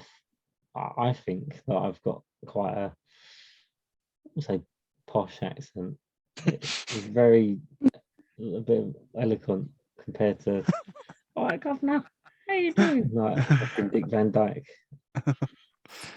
When I was at In- uni, a lot of people used to think I was Australian. I don't Oh, hear that at all. I get that. I got that a lot as well. So like, Really? Australian. so when I worked at Corals, I used to answer the phones a lot, and Yeah. people thought that they called Australia for some reason. What the fuck? The only thing Apparently, I sound really Australian on the phone. The only thing I can think of, and like even now, I don't think I sound Australian, but the only thing I can think of that might make people think it is because I say "you're right, mate." Yeah. Yeah, maybe, Yeah. but you gotta also think the Australian accent isn't too far away from ours either. Yeah. Well, the Australian accent is what it is because they were all sort of convict Londoners. So Yeah. Oh, Shoot, but it's still quite far. well, that's the interesting thing, really, because like Australia has got the old London accent, and America has got the old English high society accent because of where people moved in oldie woldy times. true. Oldie woldy. The worst one is don't get Australians mixed up with New Zealand. I've done that. Because you go, oh, are you from Australia? It's like, no, I'm New Zealand. I was just like, oh shit. Now that's why Dan's a cave dweller now. Yeah, that's it. No, it's like there's when I used to Sure. work in an office building, one of the receptionists, he had like the Australian way of accent. I was like, oh, but, like you from Australia? He's like, no, I'm from New Zealand. And I was like, what? And when I kind of listened to his Like- voice, New Zealand has got just a slight different like twang to it. I think it's more accented compared to Australians. Oh, It's a little bit of a hybrid of like Australia and South Africa. yeah, it's very much that. Yeah, I'd say that. Because it's kind of like the Australian accent, but it's like the South African sort of Yeah. melody, if you like, because it's Yeah, kind of that yeah, sort of like brilliant. stop start, sort of like yip yip yip yip. Well, we've gone from talking about politics to talking about accents. This is Blade Runner all over again. Oh my god! Wow. Oh, Rob, I forgot to mention to you. I got blocked on Twitter by Kevin Peterson. Oh, did you? Just because, like, on Twitter for ages, he was going on about like how we're all trapped by the government because of COVID, and we want to be free. And then I sort of said a few things, and I then forgot about it. And then I was like, oh, I wonder what he's tweeting about today. And then it was like, here's blocked you. I was like, oh, Who's Kevin Peterson? he's a cricketer I liked. This is where he watches this video and Dan goes viral as a conspiracy theorist. Yeah. But I also got blocked by an old baseball player by the name of Kurt Schilling Why? because he is so right wing, and I fucking ripped into him one morning at like 5 a.m, and he instantly blocked me. Remember, Fair Pat, enough. because we live in the UK, we're right wing, so you can't have a go at him because we're all fascists. Well, He's a mate of Donald Trump's now as well. Mm. Oh, don't bring his name up. Fucking hell. It's like you might as well put a piece of shit on the in the White House. But I now have like a little bit of respect for Piers Morgan, because I Jesus. basically abuse him on Twitter all the time, and he hasn't blocked me. You respect it. Maybe. No. He likes the attention. Oh, he's definitely seen a few things that I've tweeted at him. Pat, Like, do you think that you might be a bully? At the risk of being demonetized, is he the person that you told to drink acid? nah, he wasn't. That was just some random person. I can't even remember what that conversation was about. Because you know you can get arrested for this, for being a troll. Well, it depends. It depends on the level that you do it. Like, if you oppose someone's opinion and then they block you, then no, you can't get arrested for that. Yeah, it's different. You have to do certain things. Yeah, it's not that kind of. Yeah. Do you know the so I like years and years ago when we were like sort of 18, 19, I used to go on the Reading Festival forums, and the first person in the UK who got prosecuted for trolling was somebody who I used to talk to on there. Wow. I remember that person. Not personally, but I remember that whole thing where he got. Didn't he troll someone on something? And he kept trolling them and he got arrested. Yeah, that's the gist of it. Basically, he just kept on. See, the thing is, I've done it before, and it's just because I'm part of the group on Facebook, and everyone on there likes fucking Five Finger Death Punch, and I really don't like them, and I've got a really strong opinion about how much I don't like them. So when people say, "Oh, what's the shit?" Is I'll make some fucking snide comment about them, and they're like, "Oh, fucking, you can't say that." 5 finger donkey punch. Oh, God. There's a film about that being a death punch. Oh no. I've oh God, don't talk about that film. I've seen bits of it. The premise of it is so fucking.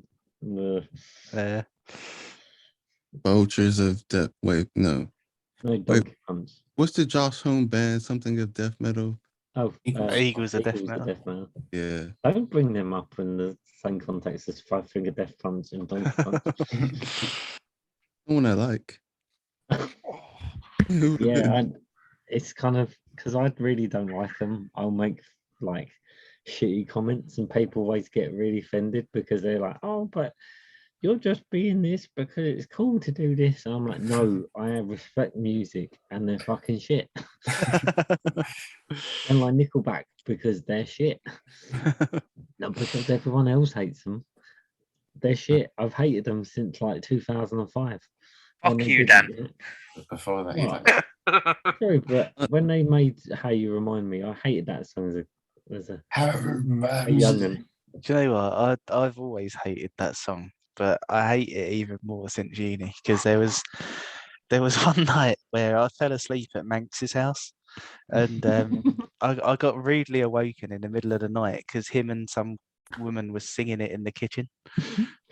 And like she was like warbling it, and he was singing in his like Manx voice, like "How you remind me," and I was just like, "Oh my God!" I just got up and walked home.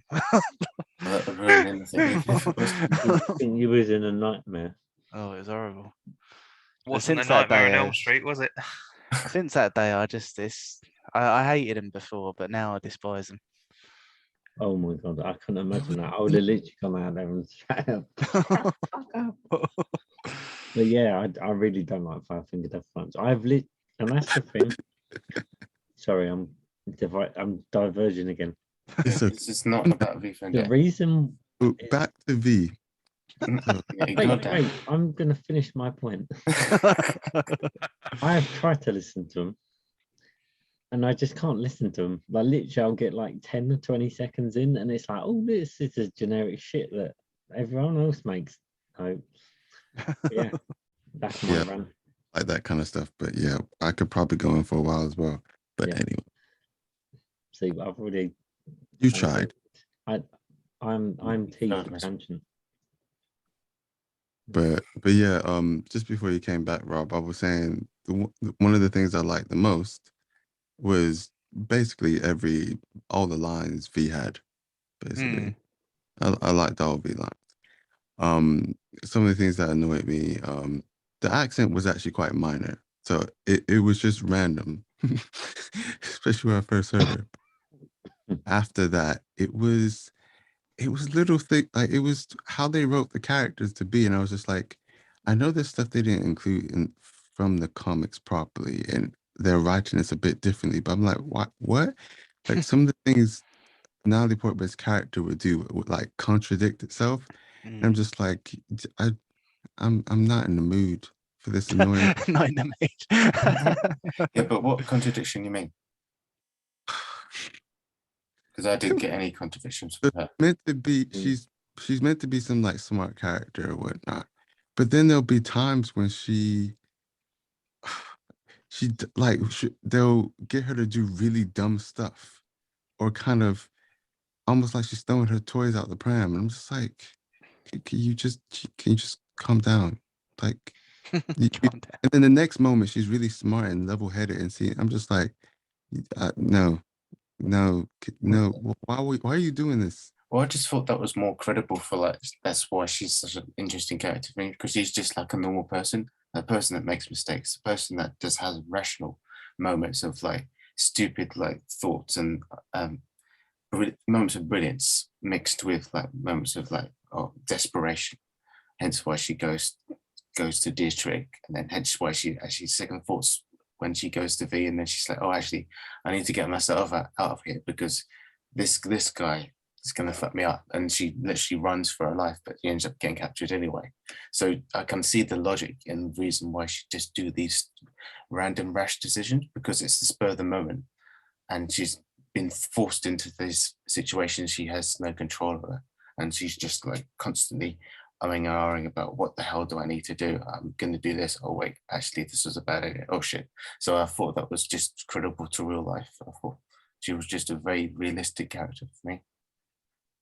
That's the thing. And don't get me wrong, it was like there were times, how would I put it? What you said is true. Like, there's a lot of things that would be very realistic for certain people, but the way she was set up, and there's certain points where she's meant to be this like quite intelligent X, Y, and Z type of person, but then in those moments, she's like someone completely different, and I'm just like, why is it written like? Why is the character written like this? Like, it felt like inconsistencies, Mhm.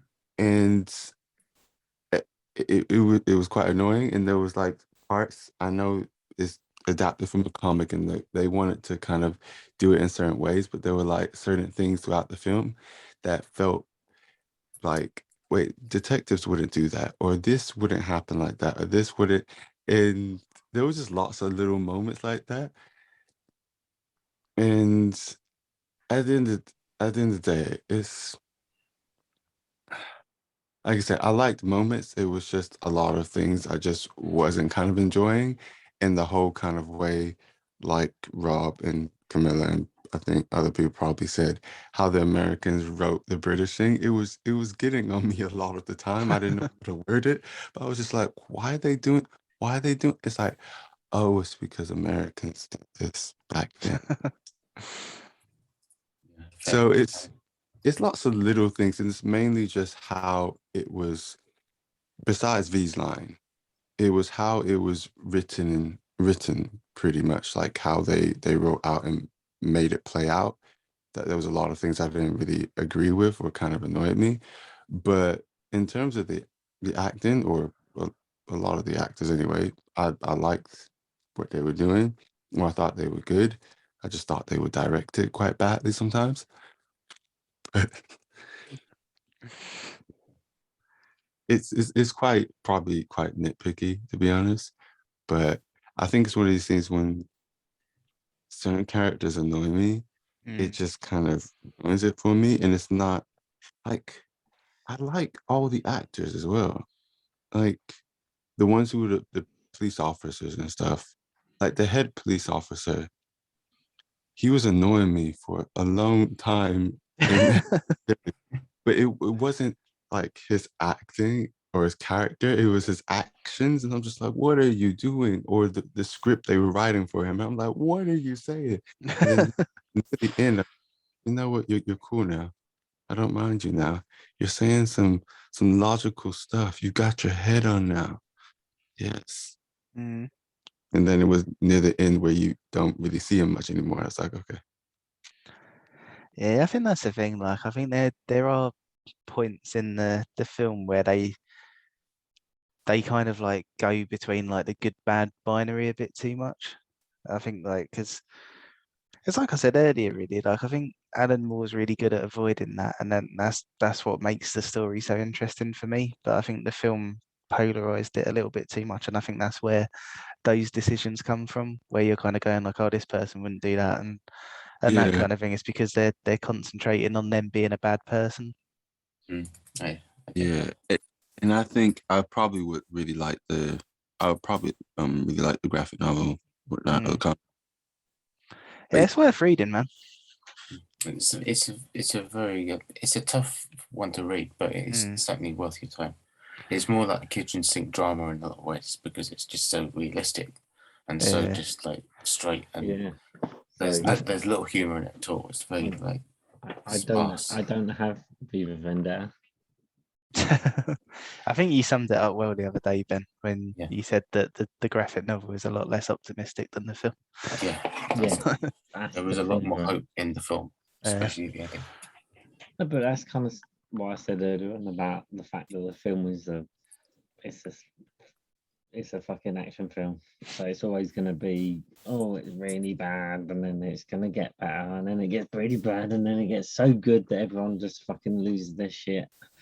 It's action films. Mhm. Whereas real life doesn't work like that, does it? You don't just go, oh, I blew it up and everyone's fantastic again. It's like, no, because there's consequences to your all actions. extras though. Hmm. Like I was just like man, that is a lot of extras. But, like, is that real or is that digital or is it a bit of both? It was all real extras. They shut down Trafalgar Square at like 3 in the morning or something to do it. Yeah, apparently they could only film between like midnight and 4 a.m. because they were only allowed to film for 4 hours at a time. Yeah. I'm not surprised. It kind of makes me think of Train to Busan. Like, Yeah. I'm sure they have very limited times they could actually shoot on a real moving train, which is hard. Real zombies. Huh? Just kick everyone off the sea to sea. Sea to sea. Well, To be that's fair, why they were quite like sea to sea trains. I know that's why it was good. I was gonna say that's why Train to Busan and V for Vendetta was so good because they used like real practical effects like a really impressive way. Like Train to Busan used the green or back projection on the windows of the set train, and V for Vendetta they used a real miniature of Big Ben blowing up. They made the tiny miniature What? Parliament. They didn't blow up Big Ben. Yeah, it was a real like miniature like The lies. They blew up Tiny 12 Ben. 12-inch scale of it or something. And Is that why it's really far in the distance when it blows up? Because it's the little model they blow up. I think that must be why it looked the way it did. Because even though it did look better than the CG in Greatest Showman, so I agree with that. I like the real blood, so the practical blood effects. That was quite comic booky. I said comic booky. It was just over the top, but I like that. I wasn't a fan of exactly how they did the CG, but seeing when it came out, I don't know. Could they have done much better? Yeah. With the explosive, sorry, at the end. The explosion was all real, though, to be fair. The only CG bits were the knife sequences, as far as I remember. Then maybe they just made it like look over the top a little bit because we all I can imagine we all kind of know what real explosions would look like, but the Yeah. way it was, it looked like they edited it in some way to kind of make it seem even better. Yeah, I think they like added like what's the word of saying that? They've filmed an explosion or something else, added it to another image, They comment. combined the two, vectored it into one. So yeah, they enhanced it. No question. You're right about that. Mm. Yeah, because there was so there were some parts like the face of Big Ben and some parts that looked really good. Yeah. And then other parts that looked like you were saying, almost like composite or whatnot. I was like, but then it didn't look terrible. I thought it looked all right. It didn't look as bad as fucking Shark Boy and Love. Yeah, that film was like dog shit. I mean, it's not look good. It's meant to be passable for kids to watch it. So The, Yeah, Dan. for, Yeah, and it's- even a blind person would see how bad it was. I was just reading, right? So apparently, for the role of Evie, Bryce Dallas Howard, Scarlett Johansson, and Keira Knightley were turned down. man, Oh, Keira Knightley. Oh, Turnaround would have been not much different, but oh, that's I explained to my mum why I don't like Keira Knightley. she's a poor man's Natalie Portman. Oh no, it's because in Pirates of the Caribbean, her character's really fucking obnoxious and annoying, and she doesn't like Captain Jack Sparrow. So I just instantaneously went, "Yeah, I don't like her." I really don't like her because she's just such an asshole in the films. Oh man, that's a It's shame. just, and it's just stuck. I think they Bad- bad luck. casted all the right people. To be frankly honest, I thought the casting was spot on. Direction could have been much better, but I thought that the actors they got were great. And I like Stephen Fry and pretty much everything I've seen him in. It's like when I saw him in the second Sherlock Holmes film, I was like, oh, Stephen Fry. Yeah, but he's like your Full House, right? When you're doing a British film, you got to have Stephen Fry in it because he's a national treasure. He's not in every British film. Well, it's kind of like, worth its oh, salt. In You're fact, gonna this do is a the British first film. British film that we've had him in. what? Yeah, we're in Film Club. We I'm should just have a look, saying, see it's what kind else he's been in. It might influence my picks. Oh god. Shit. What else has he been in? I can't think of Stephen another film that he was in, to be honest. Fuck. I Sherlock haven't Holmes. I mean, Sherlock, was he in Sherlock Holmes? Yeah, Yeah. he was Robert Downey Jr.'s brother. He's Oh, my I don't remember Oh, that. Yeah, fuck. that's Oh, what I was talking about. I might have cut out, but that's the film I was talking about. When I saw him in the second Sherlock Holmes, I was just like, it's Stephen Fry. Actually, Rob, you spoiled the second Sherlock Holmes on me by saying he was naked in it. Oh, I don't remember that at all. I don't know if I would say. I thought Rob and you saw it at the same time. Nah, he watched it before I did. Oh, I don't remember that. That was very random. I was just like, I think he did talk a little bit, mention it a bit on QI, just for a moment, and then kind of quickly moved on. Please. Somebody should pick Sherlock Holmes. I'd quite like to watch that again. oh, what? Yeah, that would be a good one. I mean, Yeah. if it helps, I guess. No, it doesn't really help. I said the only link to that to my next pick is that Rooney Mara's in it. Oh, good. Rooney segue. Mara. Rooney Mara's in The Girl with the Dragon Tattoo. She plays Elizabeth. What? She's in the Swedish one. That's Really? the first big film. Oh, I had no idea. That's the Really? Yeah, one. Rooney Mara's first big film was. Who you Career. talking about? No, she was in the remake. No, that was. Oh wait, hang on, we're getting a bit confused here. Wait, Oh, what the fuck are you talking about? Rooney Mara is in the remake of David Fincher's Dragon Tattoo. Yeah. Yeah, I know she's in the remake. I didn't think she was in the Swedish one. And What's- The Swedish lady. oh, what's her bloody name? Is her name She's- Lisbeth?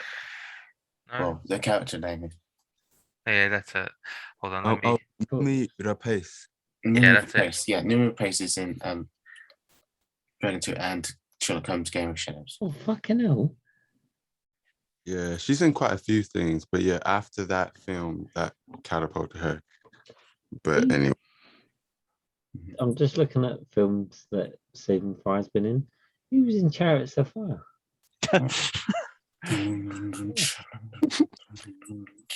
not surprised. I wondered if he looked quite a bit different though. Bum bum bum bum bum. He played Bum. Oscar Wilde. Bum bum bum bum Oh, bum. yeah, I heard that. Are we moving on to the point where I announce my pick?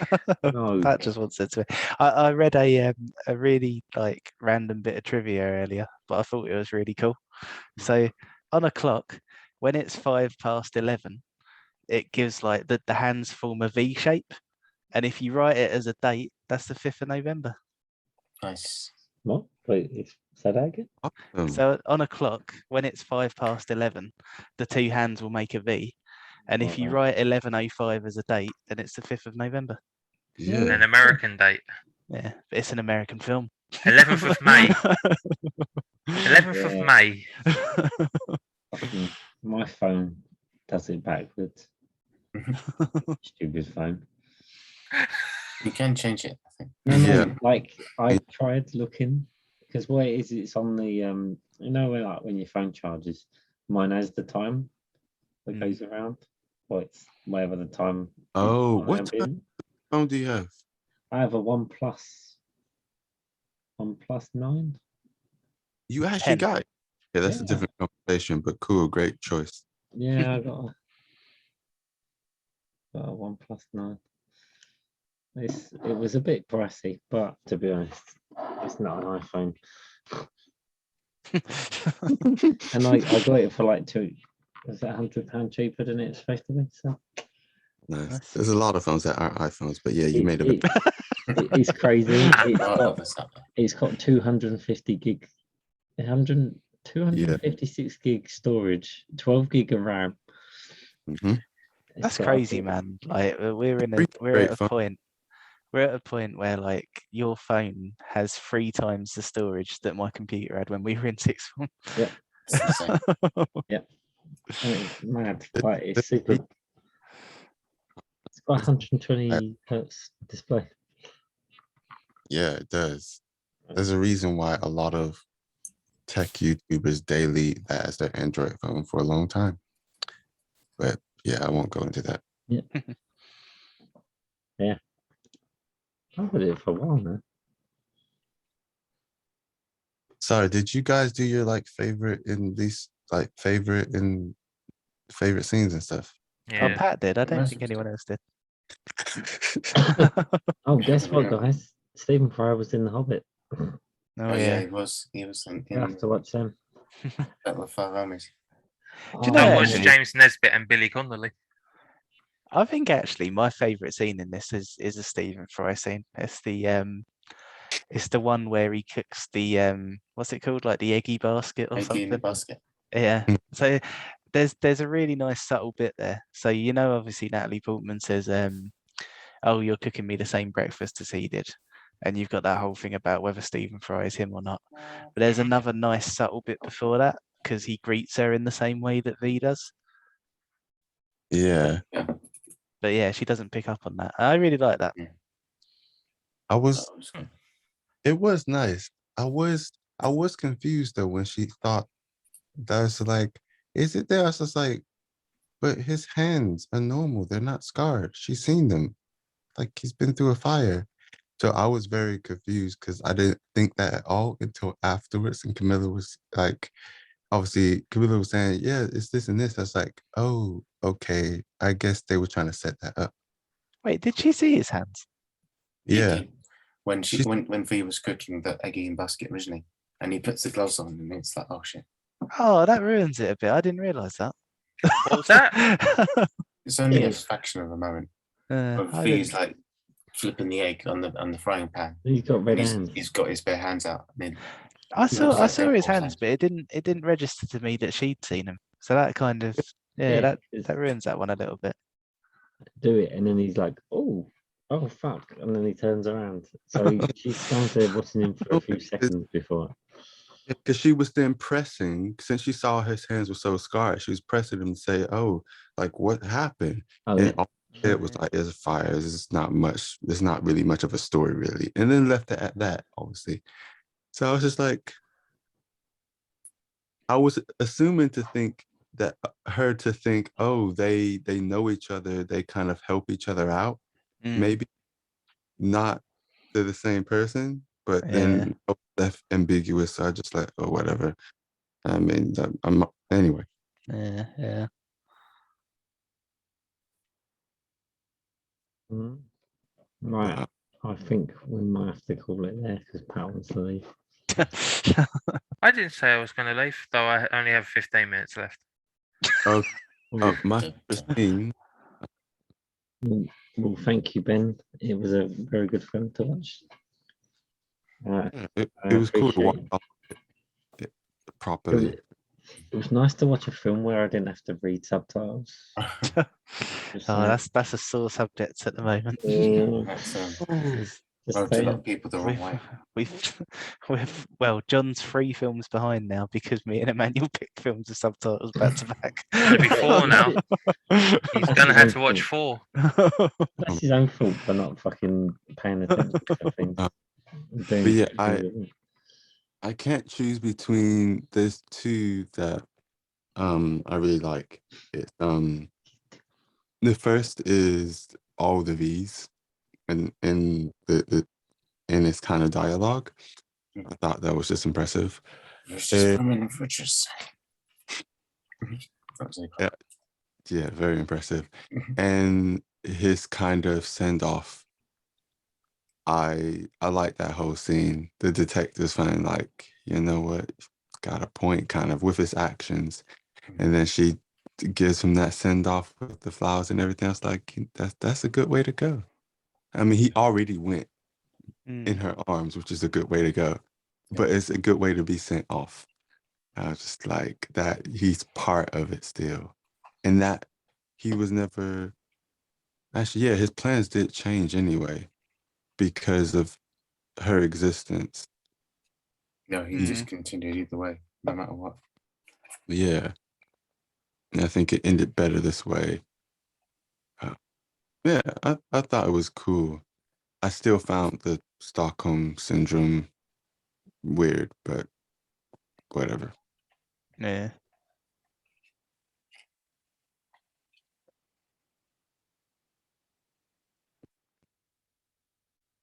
Oh, Ben, Ben and Dan, did you say your favorites?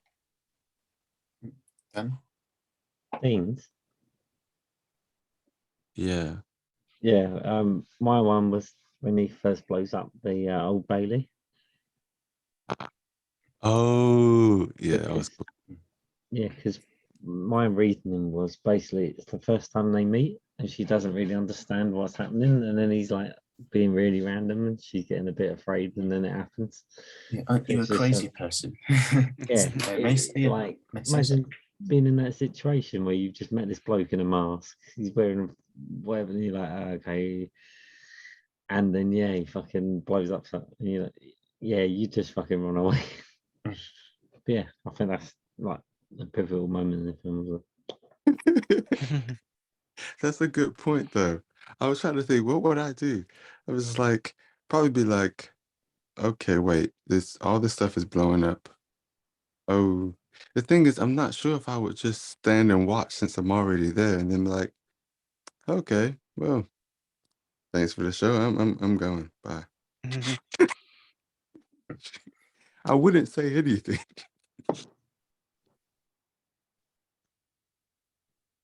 Anyway, what about yours, Ben? Did you already say yours? No, actually, there are many moments I did really love in the film, but I think I really loved the sequence of Valerie and the flashback of the reasoning of it's basically told you everything you need to know about what exactly happened in V's past and the fact that someone else had gone through something very similar and something very the parallels of Evie as well It's because her story was so tragic, and a life story basically told in such a short amount of time, and basically a 10-minute sequence. It was just brilliantly done, and how powerful it was. The fact that Evie was reading it on the piece of toilet paper that V actually got from Valerie herself. He never created that by his own hand. It was he gave it to her the way he was given it to, and he found it himself in his own cell. Despite, even though he put Evie in such a horrible thing, he forced her to go into such a horrible and experience such a horrible thing. He still wanted her to experience Valerie and her story too, which I thought was a very important thing that I'm so glad they included. There's a special guest favourite moment this week as well. Because I read that apparently Stephen Fry's favourite part was being clubbed to death. Apparently it excited him. That seems like such a Stephen Fry thing to say as well. Yeah.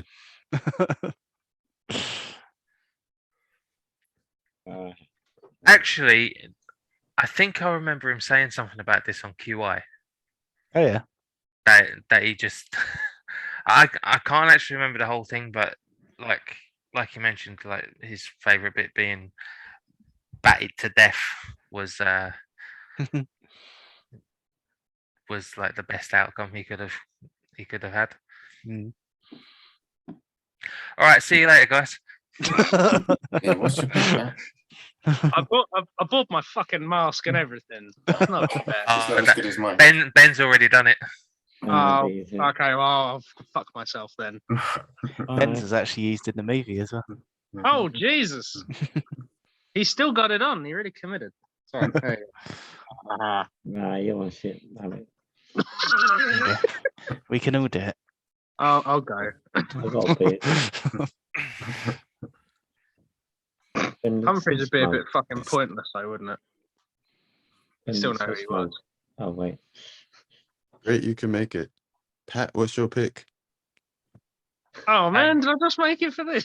Yeah, you did. Basically. So I'm gonna stick with the pick that Oh, fuck. I was gonna pick originally. So Rob will be happy. Oh well. No. Mixed feelings. My pick is going to be Inception. Oh, fuck. Oh, That's exactly how I feel. But I am happy because it means I don't have to worry about watching it again after this week. And you've got 2 weeks to watch it this time. Yeah. no, don't get me wrong. Inception is actually Really it's probably bad. my favorite or one of my favorite ever films. Hopefully you enjoy it still after rewatching. Oh yeah, I'll still enjoy it. There's very few films I enjoy rewatching, and I've only seen Inception twice. But it's Inception and I think The Dark Knight, and it's mainly just because of how personally how well made I feel it is. In certain things, like there's so many things I like about it. I just enjoy it technically in all sorts of other ways, aspect wise. Get a chance, if anyone does get the Blu-ray, I've got the Blu-ray. I've got it on 4K. Oh, nice. Actually, Ben got it for me as a gift. That's why I have the Blu-ray with the spinning totem, which I freaking love. Still keep it on my like desk or get it out. Spoilers. Thank you, Ben. The extras, they talk about how much Christopher Nolan really was interested into a lot of dreams and the concept of dreams and how it affects our waking life and sleeping lives and stuff, and what inspiration he had behind the films, which I thought was really cool. And also, Gordon Levitt helps a lot, or Joseph helps a lot in the kind of the documentary behind the scenes kind of thing with the dream stuff, because he gets involved in a lot of things anyway. So, cool guy. I've got fucking dream fatigue from the Nightmare on Elm Street event. I'm just like, don't. I was just like, Oh, oh, yeah. Inception. And I was like, Too oh, much we're dreaming. doing dreams again. I was like, oh, for fuck's sake. Nah, I yeah, I really don't like it. Well, I can understand like why Inception is so highly rated, but it's just a film that I really don't enjoy. Hmm. I think it's It's just a personal thing, to be honest. It's It's got probably it's got problems, but I it's like probably all- how it's probably going to be similar for me to how you rated Apocalypse Now. Yeah. It's like sort of like, yeah, technically, like, yeah, but I don't ever want to watch it again. Oh man. That's But no, I'm very happy to get this one out of the way. Well, there you go. You got 2 weeks to sit with it. Oh, and it's just it's just left Netflix, so you're gonna have to pay for it. Oh, fuck. Oh no, it's on Ooh. Sky now. Oh, is it? Yeah. Is it? Yeah. Oh, cool. Oh no, but it won't be in 4K. Oh, oh, Oh, no. To be get honest, out of here. because I've only got it 720p. So Well, I to be had fair, it in Netflix 4K doesn't on my have computer, 4K. but obviously RRP computer. So Wait, did you say RRP? Roleplay. Recommended retail price. Recommended retail price computer. Right, I'm gonna put the post up. oh, And hopefully, with our week off, John will catch up. yeah. He hope- won't. Oh, yeah, you got- Whee! We're having a week I off. wish I got to see this film at IMAX. That's I'm something. surprised you didn't. Didn't Yeah. it come out when you were working there? I was working in Hatfield, so Hertfordshire, kind of. Right. Yeah, it would have been a lot of money that I did not have at that time to trek all the way down to London from Hertfordshire, watch Yeah. IMAX by myself. I don't think Humphrey is clued up on the week off. Oh yeah, Humphrey. I've got a week off. This. Basically, because John's 4 films behind now, I suggested a week off so that he can catch up. Otherwise, he probably never will. Yeah, I This did is his think last chance. I did think that was the case, that he'd never be able to catch up because of the way you watch his films. But hopefully he starts early and Yeah. actually gets through. He won't. Probably won't, especially Love Exposure. Too Let's much be- exposure. That's 4 hours long. I don't think he's ever going to watch Love Exposure. I really hope he does, because the thing is, I think he would like it. Yeah. I think he'd like it, yeah. I think he'd like it. He'd Well, relate to it. Reed. It's right up his alley. I Yeah. think It really is. You're fun. A film about me. Emphasis on up. And Ali.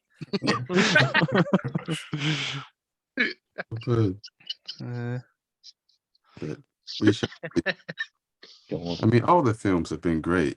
Train to Busan, Apocalypse Now, Love Exposure, No. from Vendetta. He's probably seen.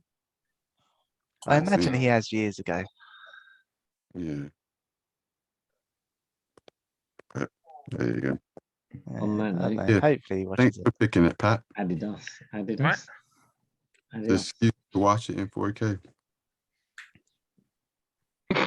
We can't watch it in 4K. It's